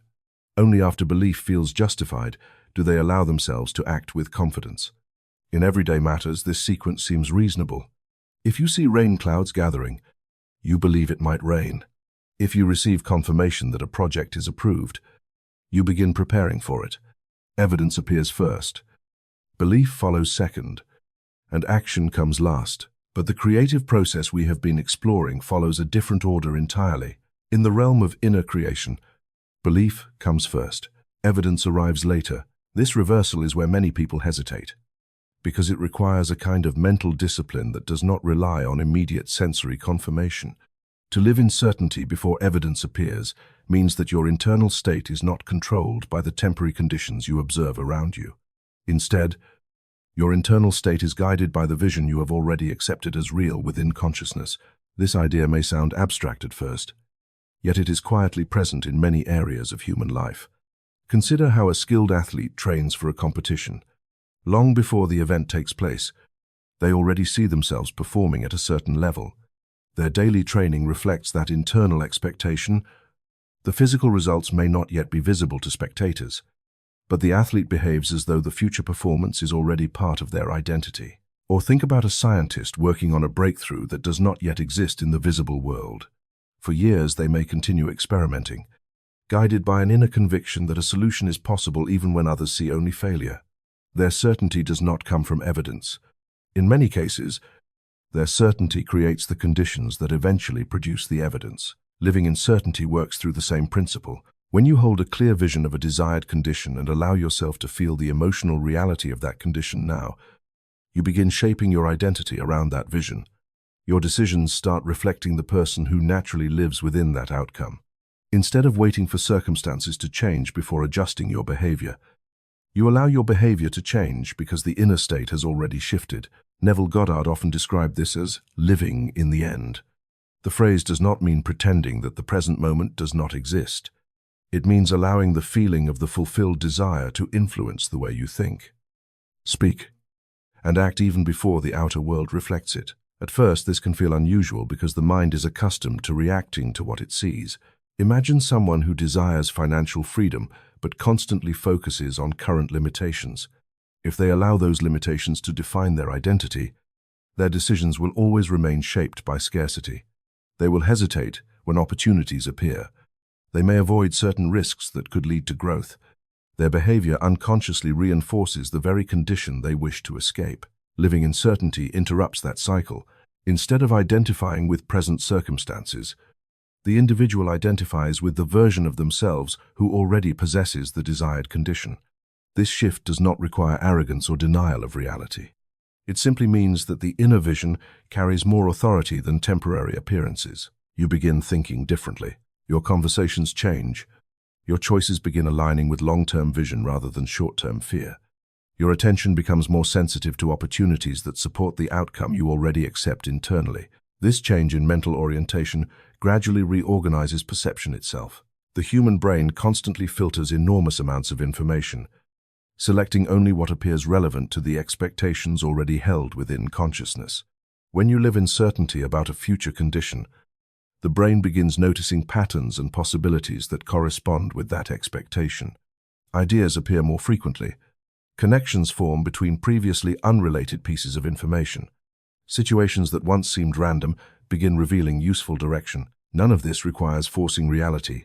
It emerges naturally because the mind has adopted a stable reference point. Without that reference point, individuals often drift between optimism and doubt, depending on the circumstances of the day. A positive event raises confidence for a moment, but the next challenge immediately weakens it again. The emotional state becomes reactive rather than directed. Certainty creates stability. When the vision inside the mind becomes strong enough, temporary fluctuations lose their power to control your state of awareness. Difficulties may still appear, but they are interpreted differently. Instead of viewing them as final obstacles, you see them as steps within a larger unfolding process. This does not mean ignoring practical action. On the contrary, certainty often produces more effective action because decisions are guided by a clear destination. You are no longer acting randomly or out of anxiety. Each step moves in the direction already established by the inner picture. Living in certainty also influences how others respond to you. People are often sensitive to the emotional atmosphere surrounding a person's intentions. When someone speaks or acts from uncertainty, others instinctively hesitate. But when a person carries quiet conviction about the direction they are moving, that conviction often inspires trust. Opportunities emerge not only through individual action but also through relationships that form around shared belief in the vision. Over time, the gap between inner certainty and outer evidence begins to close. The individual notices small confirmations appearing in daily life. An unexpected conversation leads to new possibilities. An idea that once seemed distant becomes practical. A project begins attracting support from people who recognize its value. These moments rarely arrive as dramatic miracles. More often they appear as a gradual alignment of circumstances that seem almost natural once they begin unfolding. The individual who has been living in certainty recognizes them immediately because the inner vision has already prepared the mind to see them. Eventually, the outer world reflects the state that was first established within consciousness. What once required faith becomes visible experience. What once seemed uncertain becomes ordinary reality. Yet the most significant change has already occurred long before the evidence appears. It happens the moment a person decides that their inner conviction will guide their life more strongly than the temporary appearances surrounding them. There is a quiet emotional state that appears so simple on the surface that many people overlook its deeper power. It does not look dramatic.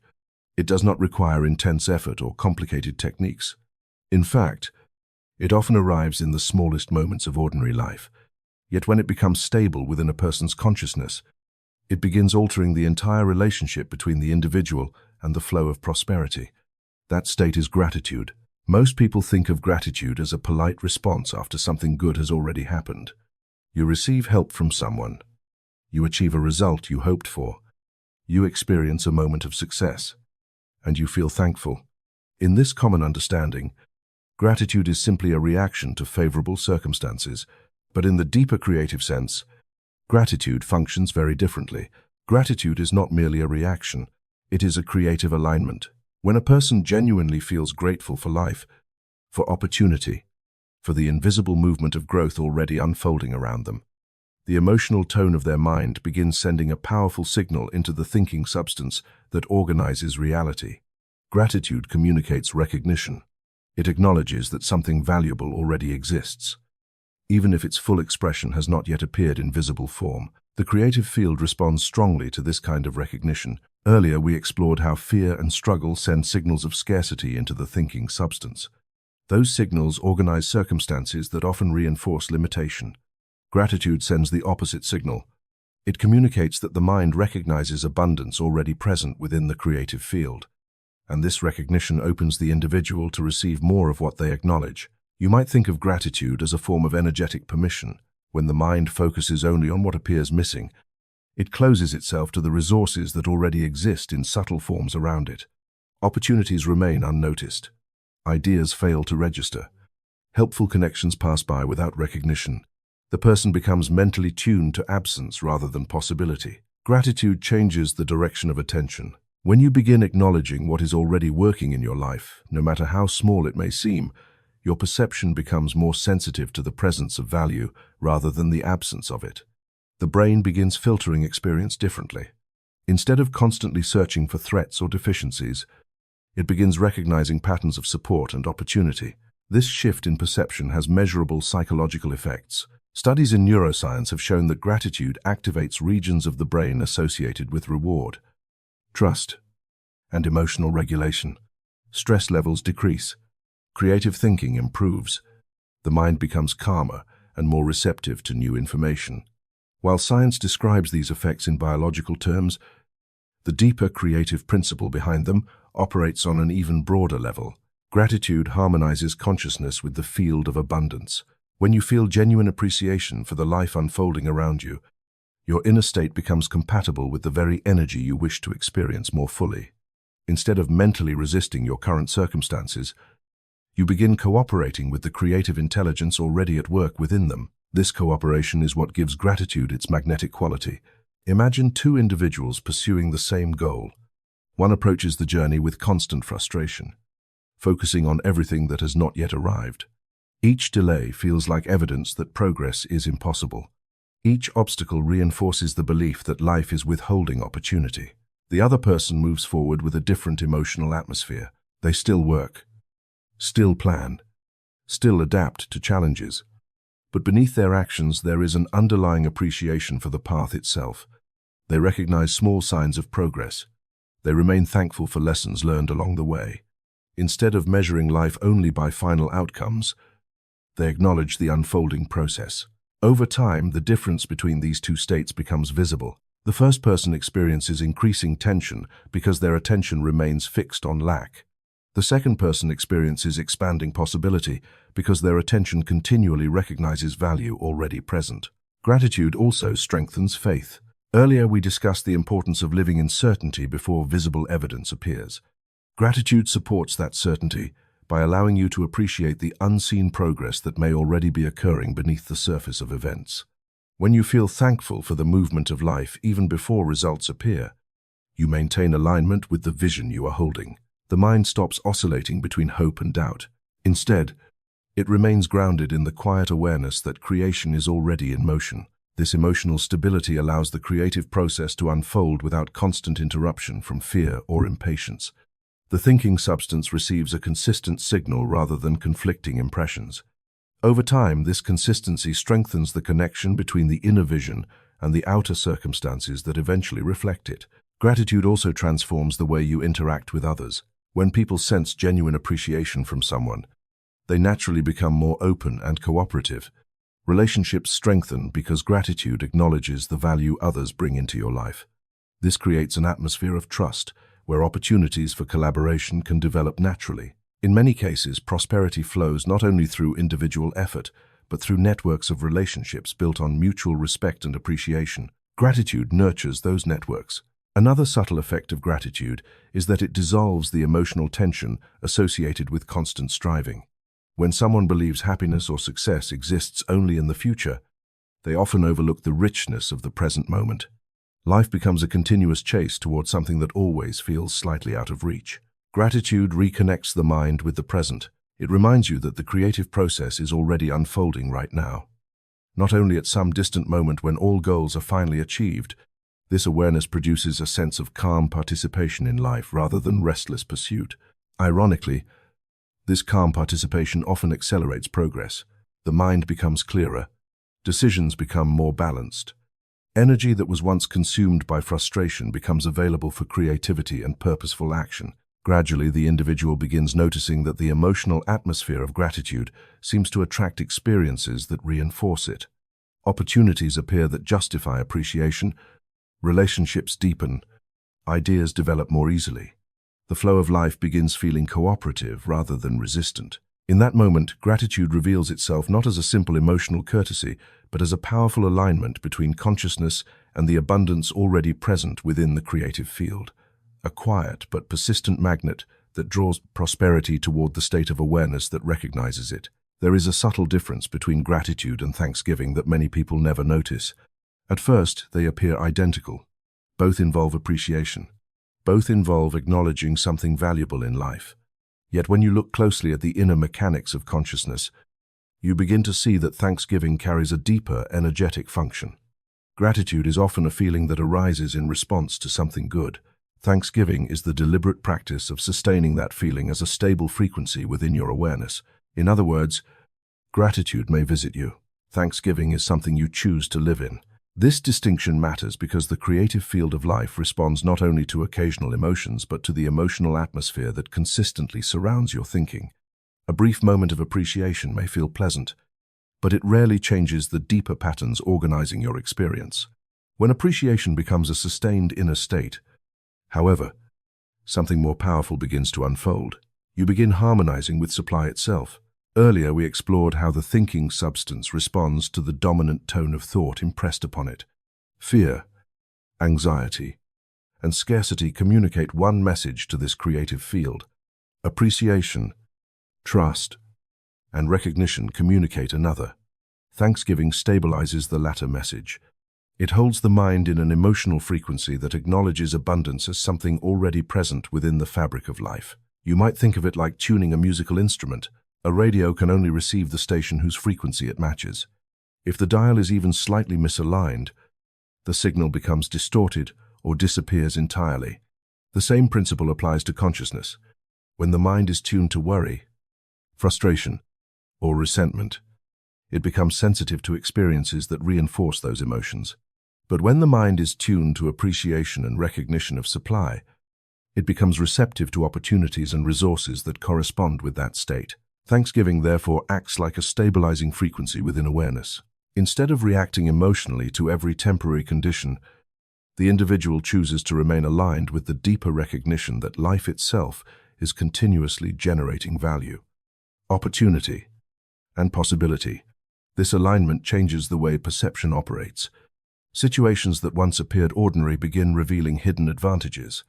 Encounters that once seemed accidental begin carrying meaningful direction. The reason this happens is surprisingly simple. The human brain constantly filters enormous amounts of information, selecting only what appears relevant to the state of mind currently dominating consciousness. When you operate from worry or scarcity, the brain naturally highlights evidence supporting those expectations. When you operate from thanksgiving, the brain begins highlighting evidence of support, progress, and opportunity. This shift may seem small, yet it profoundly influences the way life unfolds. Consider two individuals walking through the same environment. One focuses on what is missing, constantly evaluating what they lack or what might go wrong. Their perception becomes trained to notice problems. The other walks through the same environment with a quiet sense of appreciation for what already exists. They notice possibilities that the first person overlooks entirely. The external world has not changed. The frequency of attention has. This is why many spiritual traditions emphasize thanksgiving as a daily practice rather than an occasional emotion. When appreciation becomes a habit of thought, it gradually reorganizes the internal environment of the mind. The individual becomes less reactive to temporary disturbances and more receptive to the ongoing flow of life. Neville Goddard often spoke about the importance of feeling the fulfillment of a desire before it becomes visible. Thanksgiving naturally supports this process because appreciation implies possession. When you feel thankful for something, you are mentally acknowledging it as real within your experience. The subconscious mind receives that emotional signal and begins organizing circumstances consistent with the recognition already established in consciousness. You do not have to wait for the final result in order to experience appreciation. In fact, the most powerful form of thanksgiving often appears before the outcome becomes visible. It arises from the quiet understanding that the creative process is already underway. Just as a farmer feels confidence after planting seeds, the individual practicing thanksgiving recognizes that unseen growth may already be taking place beneath the surface of events. This attitude removes much of the tension associated with constant striving. Instead of chasing results with anxiety, the person participates calmly in the unfolding process. They continue acting, planning, and creating, but their emotional state remains balanced because they trust the movement already occurring within the creative field. Thanksgiving also affects the way relationships develop. People naturally respond to the emotional atmosphere surrounding someone's presence. A person who constantly expresses frustration or dissatisfaction often creates distance without realizing it. By contrast, someone who consistently acknowledges the value in people and circumstances tends to attract cooperation and goodwill. Opportunities frequently travel through relationships, and thanksgiving strengthens those pathways by fostering an environment of trust and appreciation. There is another dimension to this practice that becomes noticeable over time. When thanksgiving becomes stable, the individual begins experiencing life less as a struggle for resources and more as a process of participation in a living system of supply. The mind stops scanning constantly for what is missing and instead begins recognizing how many forms of support already exist. Ideas appear. Conversations connect with opportunity. Unexpected solutions reveal themselves. What once looked like coincidence begins to resemble cooperation. This does not mean that difficulties vanish entirely. Challenges still appear, as they do in every human life. But the person living in the frequency of thanksgiving interprets those challenges differently. Instead of viewing them as signs that supply has disappeared, they treat them as temporary conditions within a much larger movement of growth. That perspective keeps the mind aligned with abundance rather than slipping back into scarcity. Gradually, the individual notices that their relationship with opportunity has changed. Progress feels less forced. Resources appear at moments that seem naturally connected to their efforts. The rhythm of life begins carrying a sense of quiet responsiveness, as though the creative field itself is recognizing the emotional harmony established within consciousness. And in that harmony, thanksgiving reveals its deeper role, not merely as an expression of appreciation, but as a steady frequency through which the mind aligns itself with the continuous movement of supply already flowing through the unseen structure of life. At some point along the path of understanding, a question naturally appears. If thought shapes reality, if vision directs the creative field, if faith and gratitude align consciousness with supply, then what role does action play in this process? Does creation happen only in the mind? leaving the physical world to unfold automatically on its own, or does the individual still need to move, decide, and work within the world of visible circumstances? The answer reveals an important balance. Thought begins creation. Action completes it, but not all action produces the same results. Many people work constantly yet remain trapped in the same patterns year after year.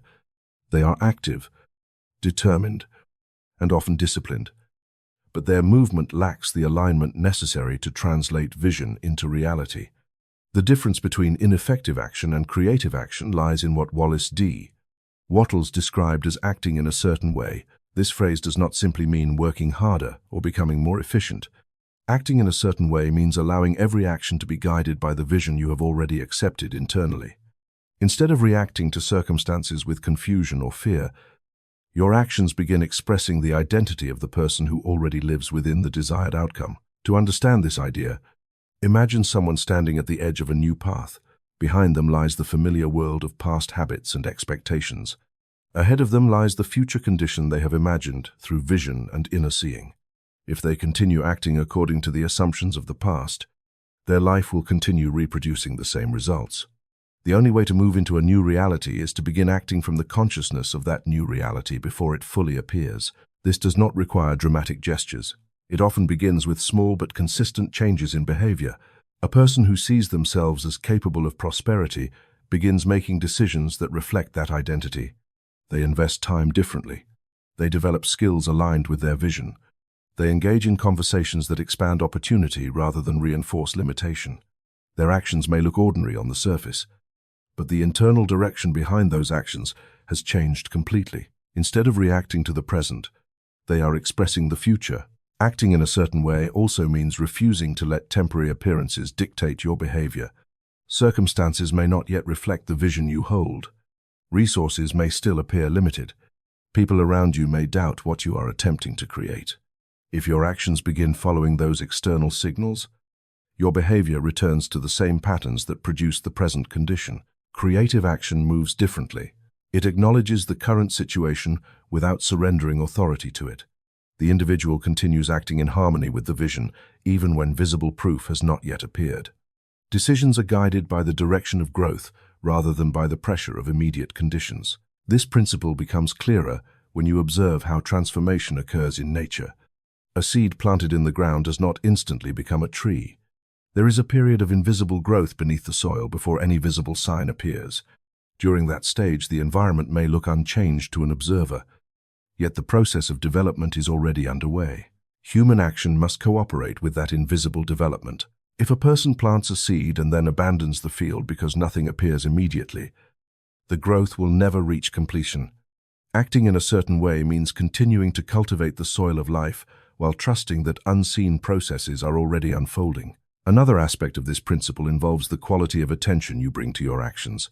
When people feel anxious about results, they often rush through tasks or scatter their energy across many directions. Their work becomes reactive rather than deliberate. Acting in a certain way requires focus. Each action is performed with the awareness that it contributes to the larger vision guiding your life.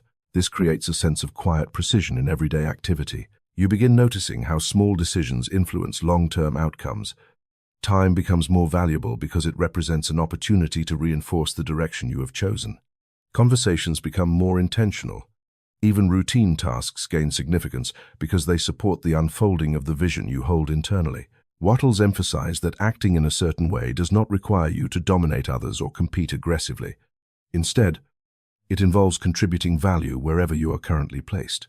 When you perform your present work with creativity and purpose, you begin demonstrating the capacity required for larger opportunities. Life responds to this demonstration by gradually opening pathways that correspond with your expanding ability. In practical terms, this means doing more than what is expected in ways that increase life for others. You bring ideas to your work rather than simply completing instructions. You solve problems rather than avoiding them. You look for ways to improve systems rather than merely maintaining them. Each of these actions signals to the creative field that you are prepared to participate in greater levels of responsibility and opportunity. Acting in a certain way also protects the mind from drifting back into old patterns of doubt. Action reinforces belief. Every step taken in alignment with the vision strengthens the identity associated with that vision. Over time, the new pattern of behavior becomes natural because it is repeated consistently. This is how inner transformation becomes visible in the outer world. A person who once acted from hesitation begins moving with quiet confidence. Someone who once reacted to scarcity begins creating opportunities for growth. The environment gradually adjusts because the individual's actions are now guided by a different internal authority. The phrase, "moving like the infinite," describes this relationship beautifully. The infinite creative intelligence does not rush, panic, or hesitate. It unfolds steadily, expressing life through countless forms with patience and precision. When your actions align with that rhythm, work becomes less about forcing results and more about participating in a larger creative movement. Effort remains part of the process, but it feels different. It carries direction rather than strain. It expresses purpose rather than urgency. And over time, the individual begins recognizing that the most powerful actions are not those driven by pressure or fear, but those that quietly express the certainty of the vision already established within consciousness. There is a particular kind of movement that dominates much of modern life. You can see it in crowded streets, inside busy offices, in the endless flow of messages, deadlines, tasks, and responsibilities that seem to stretch from morning until night. People hurry from one obligation to the next, constantly trying to catch up with something that always appears slightly ahead of them. The strange part is that this hurried rhythm often feels necessary. It creates the impression that constant motion must equal progress. If you are not rushing, it feels as though you might be falling behind. Yet beneath that frantic movement there is often very little clarity. Many people act continuously, without ever pausing long enough to ask a simple question: is this action actually aligned with the direction of my life? Activity becomes a substitute for intention. Effort replaces awareness. The result is a life filled with motion but lacking coherence. Conscious action is the opposite of this pattern. Conscious action begins with presence. Instead of reacting impulsively to every demand or opportunity that appears, the individual learns to bring full awareness to the present moment before deciding how to respond. This pause is not hesitation. It is the moment where clarity enters the process. In that brief space, the mind reconnects with the vision it holds and chooses an action that supports that direction, rather than simply reacting to external pressure. Most people underestimate the power contained in the present moment. They assume their real influence lies somewhere in the future, when circumstances improve or when the right opportunity finally arrives. But creation does not happen in the future. It unfolds through the decisions made in the present. Every choice made right now contributes to the shape of what will appear later. When you act consciously, the present moment becomes the most powerful point in your life. You stop scattering your energy across dozens of reactions. Instead, you bring attention to the single action directly in front of you. That action may appear small, but when it is aligned with the larger vision guiding your life, it carries a surprising amount of creative power. Think of it like steering a ship. The captain does not try to control the entire ocean at once. They focus on the wheel in their hands, making small adjustments that gradually determine the direction of the entire vessel. In the same way, conscious action focuses on the decision available now, trusting that consistent alignment will gradually shape the larger journey. This approach naturally brings an end to frantic effort. Frantic effort emerges when the mind believes everything must be solved immediately. It tries to control every possible outcome at once, which creates tension and confusion. Decisions become rushed because the individual feels pressured by imagined future problems. Conscious action removes that pressure. Instead of attempting to control the entire path ahead, the individual focuses on the next meaningful step. They remain attentive to the present moment, acting with clarity rather than urgency. This does not slow progress. In many cases, it accelerates it because energy is no longer wasted on unnecessary reactions. You may have experienced moments like this during periods of deep concentration. Perhaps you were working on something important and became fully absorbed in the task. Time seemed to pass differently. Your mind stopped jumping between distractions, and the work itself began flowing more smoothly. In that state, effort did not feel frantic. It felt focused. Conscious action extends that state into everyday life. When you begin acting from presence rather than from anxiety about the future, your decisions become more deliberate. You notice details that hurried attention would miss. Conversations become more meaningful because you are actually listening instead of planning your next response. Even routine tasks gain a sense of precision because they are performed with awareness rather than impatience. There is another important shift that occurs when conscious action becomes habitual. You stop measuring progress only by visible outcomes. Instead, you recognize that each aligned action strengthens the internal pattern guiding your life. Every decision made from clarity reinforces the identity of the person you are becoming. Over time, these decisions accumulate, gradually reshaping circumstances in ways that appear almost natural. The absence of frantic effort does not mean the absence of discipline. Discipline remains essential. But discipline expressed through awareness feels very different from discipline driven by pressure. One is calm and steady, the other is tense and exhausting.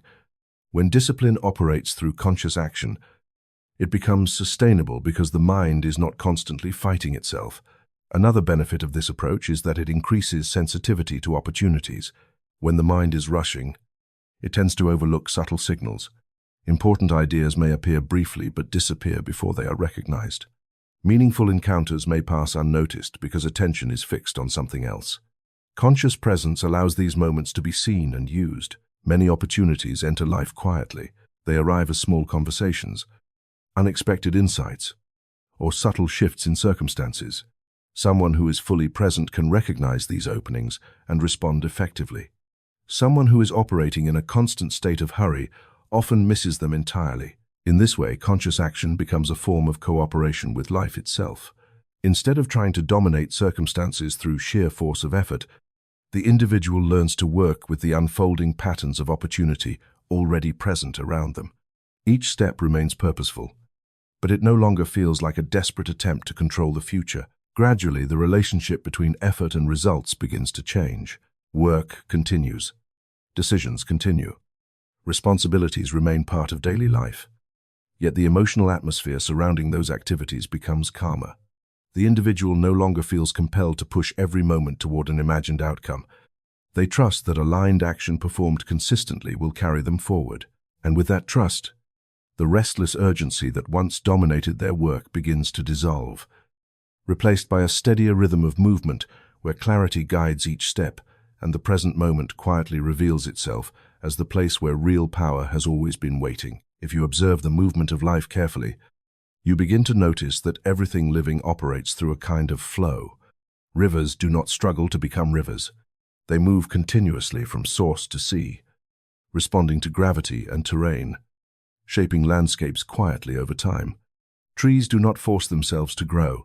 They absorb sunlight, water, and nutrients, and expansion becomes the natural consequence of that cooperation. Even the circulation of blood within the body operates through rhythm rather than strain. Life seems to prefer movement that is steady, coordinated, and responsive rather than frantic or forced. The same pattern exists in the flow of prosperity, yet most people approach wealth as though they must extract it from an unwilling world. They push harder, chase opportunities with urgency, and often feel as though supply is something that must be captured before it disappears. The more they operate from this assumption, the more life appears to resist them. Progress comes slowly, often accompanied by tension and exhaustion. But when someone begins aligning thought, vision, faith, gratitude, and conscious action, something subtle starts to change. Supply begins to feel less like something you must chase and more like something that moves through you. This idea can feel unusual at first because we are accustomed to thinking of money, opportunity, and success as objects that must be accumulated and controlled. Yet the deeper principle behind prosperity is not possession. It is participation in a stream of value that is constantly moving through human life. Consider how wealth actually circulates in the world. Money moves from person to person through the exchange of ideas, services, and creations that improve life in some way. An inventor introduces a useful design. A teacher shares knowledge that helps others grow. An entrepreneur organizes resources to produce something people need. In each case, value flows outward from the individual into the lives of others. And in return, supply flows back toward them. Prosperity therefore behaves much like a current. It moves toward those who increase life. Wallace D. Wattles described this as becoming a center of increase. Instead of trying to take resources from the environment, the individual focuses on contributing something that expands the possibilities available to others. When this attitude becomes genuine rather than strategic, it activates a powerful principle of cooperation within the creative field. Life begins responding to the person who increases life. You may have seen examples of this in your own experience. Certain individuals seem to attract opportunity wherever they go. People trust them. Ideas gather around them. Projects develop naturally in their presence. It is not always because they are the most aggressive or competitive. Often it is because they consistently bring something valuable into the environments they enter. They solve problems. They offer insight. They create systems that improve efficiency. They encourage growth in others. In doing so, they become channels through which value flows. When value flows outward through a person's actions, supply tends to flow back toward them in return. The process may not appear immediate, but over time the pattern becomes unmistakable. Individuals who consistently contribute to the expansion of life rarely remain disconnected from the prosperity generated by that expansion. Becoming a channel of increase requires a shift in identity. Instead of asking constantly, "What can I gain from this situation?" the individual begins asking, "How can I add value here?" This question changes the direction of attention. Instead of focusing solely on personal reward, the mind becomes attentive to possibilities for improvement. This shift often produces unexpected results. When people feel that someone genuinely contributes to their progress, they naturally want to support that person in return. Relationships strengthen. Opportunities appear. Invitations emerge. Supply begins arriving through channels that cannot be predicted in advance because they develop organically through the network of value the individual has helped create. There is also a psychological transformation that occurs when someone begins living as a channel of increase. Scarcity thinking gradually dissolves. When your focus moves toward creating value rather than protecting resources, the world begins appearing larger. You start noticing countless ways life can be improved through creativity and cooperation.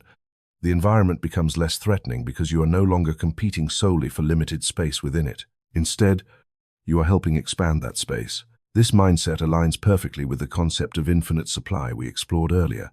Supply becomes effectively limitless, not because physical resources have no boundaries, but because human creativity continuously generates new forms of value. Each time someone introduces an idea that improves life, the total field of prosperity expands.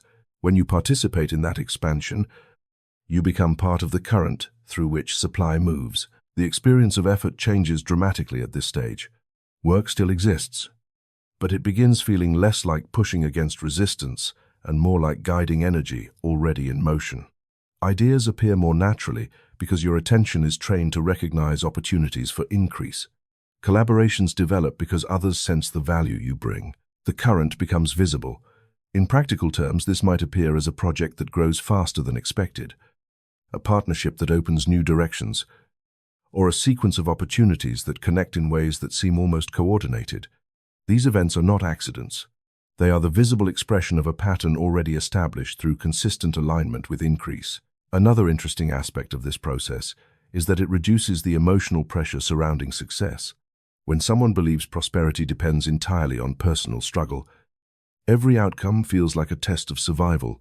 But when you recognize yourself as a channel within a larger stream of value, success becomes less about individual control and more about cooperation with a living system. You still act. You still create. You still make decisions. But the emotional burden of forcing results disappears. Instead, you focus on maintaining alignment with the flow of increase. As long as your actions continue expanding life for others, the current of supply remains active around you.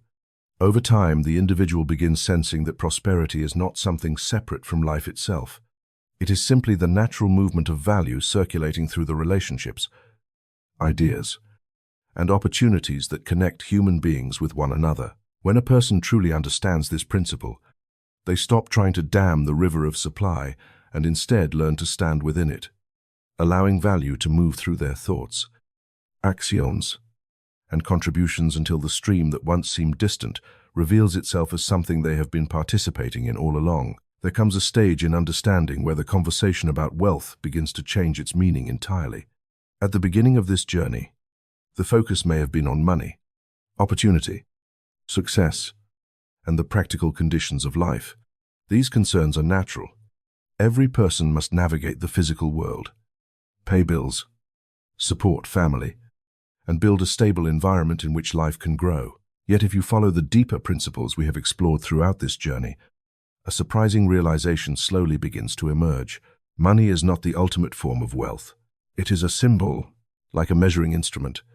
It represents the movement of value through human life. But it is not the source of that value. The true source exists somewhere far more fundamental, somewhere that quietly influences every form of prosperity, long before numbers appear in a bank account or opportunities appear in the marketplace. The true currency of life is awareness. Awareness determines how you perceive opportunity, how you interpret circumstances, how you respond to challenges, and how you direct the creative power of imagination. Belief and action.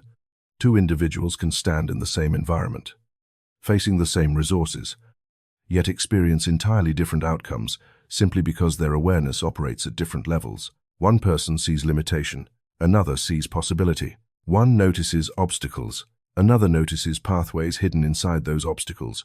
The difference is not intelligence alone, nor luck, nor even effort. It is the level of consciousness through which life is being interpreted. Throughout this journey, we explored several principles that gradually expand awareness. Vision allows the mind to perceive possibilities before they become visible. Faith stabilizes that vision long enough for creation to unfold. Gratitude harmonizes consciousness with the presence of supply already moving through life.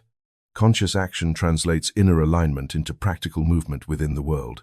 Each of these practices quietly elevates awareness.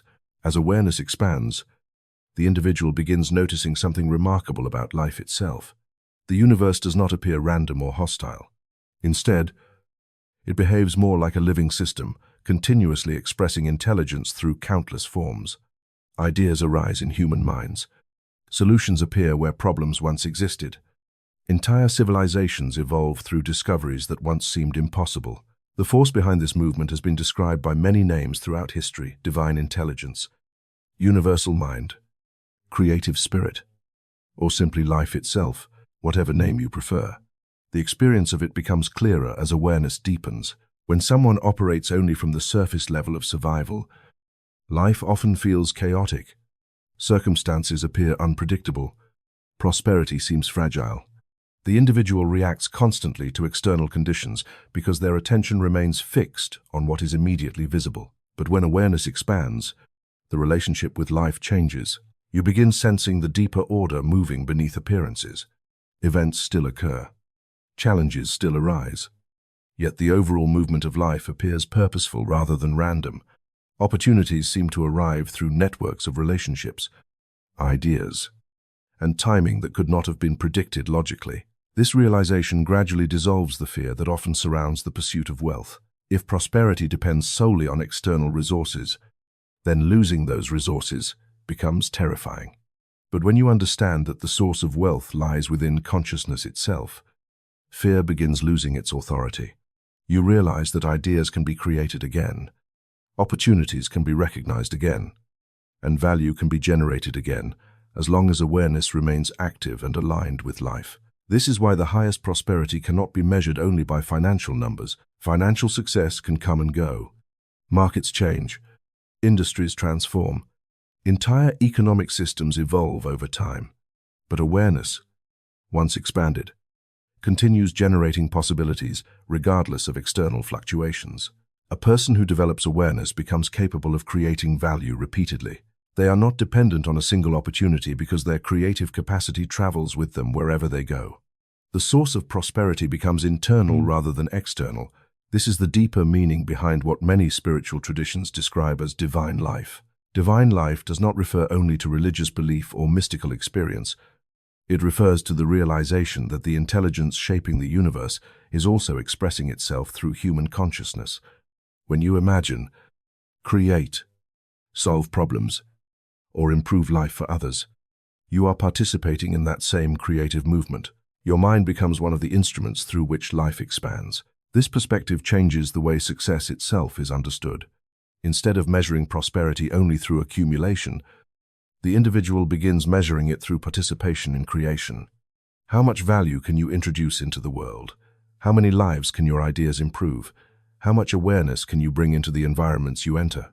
These questions lead to a different kind of fulfillment, Money may still arrive as a natural result of valuable contributions, but it is no longer the sole objective. Prosperity becomes the experience of living in harmony with the creative intelligence that continuously produces growth, discovery, and expansion. In this state, the mind becomes calm.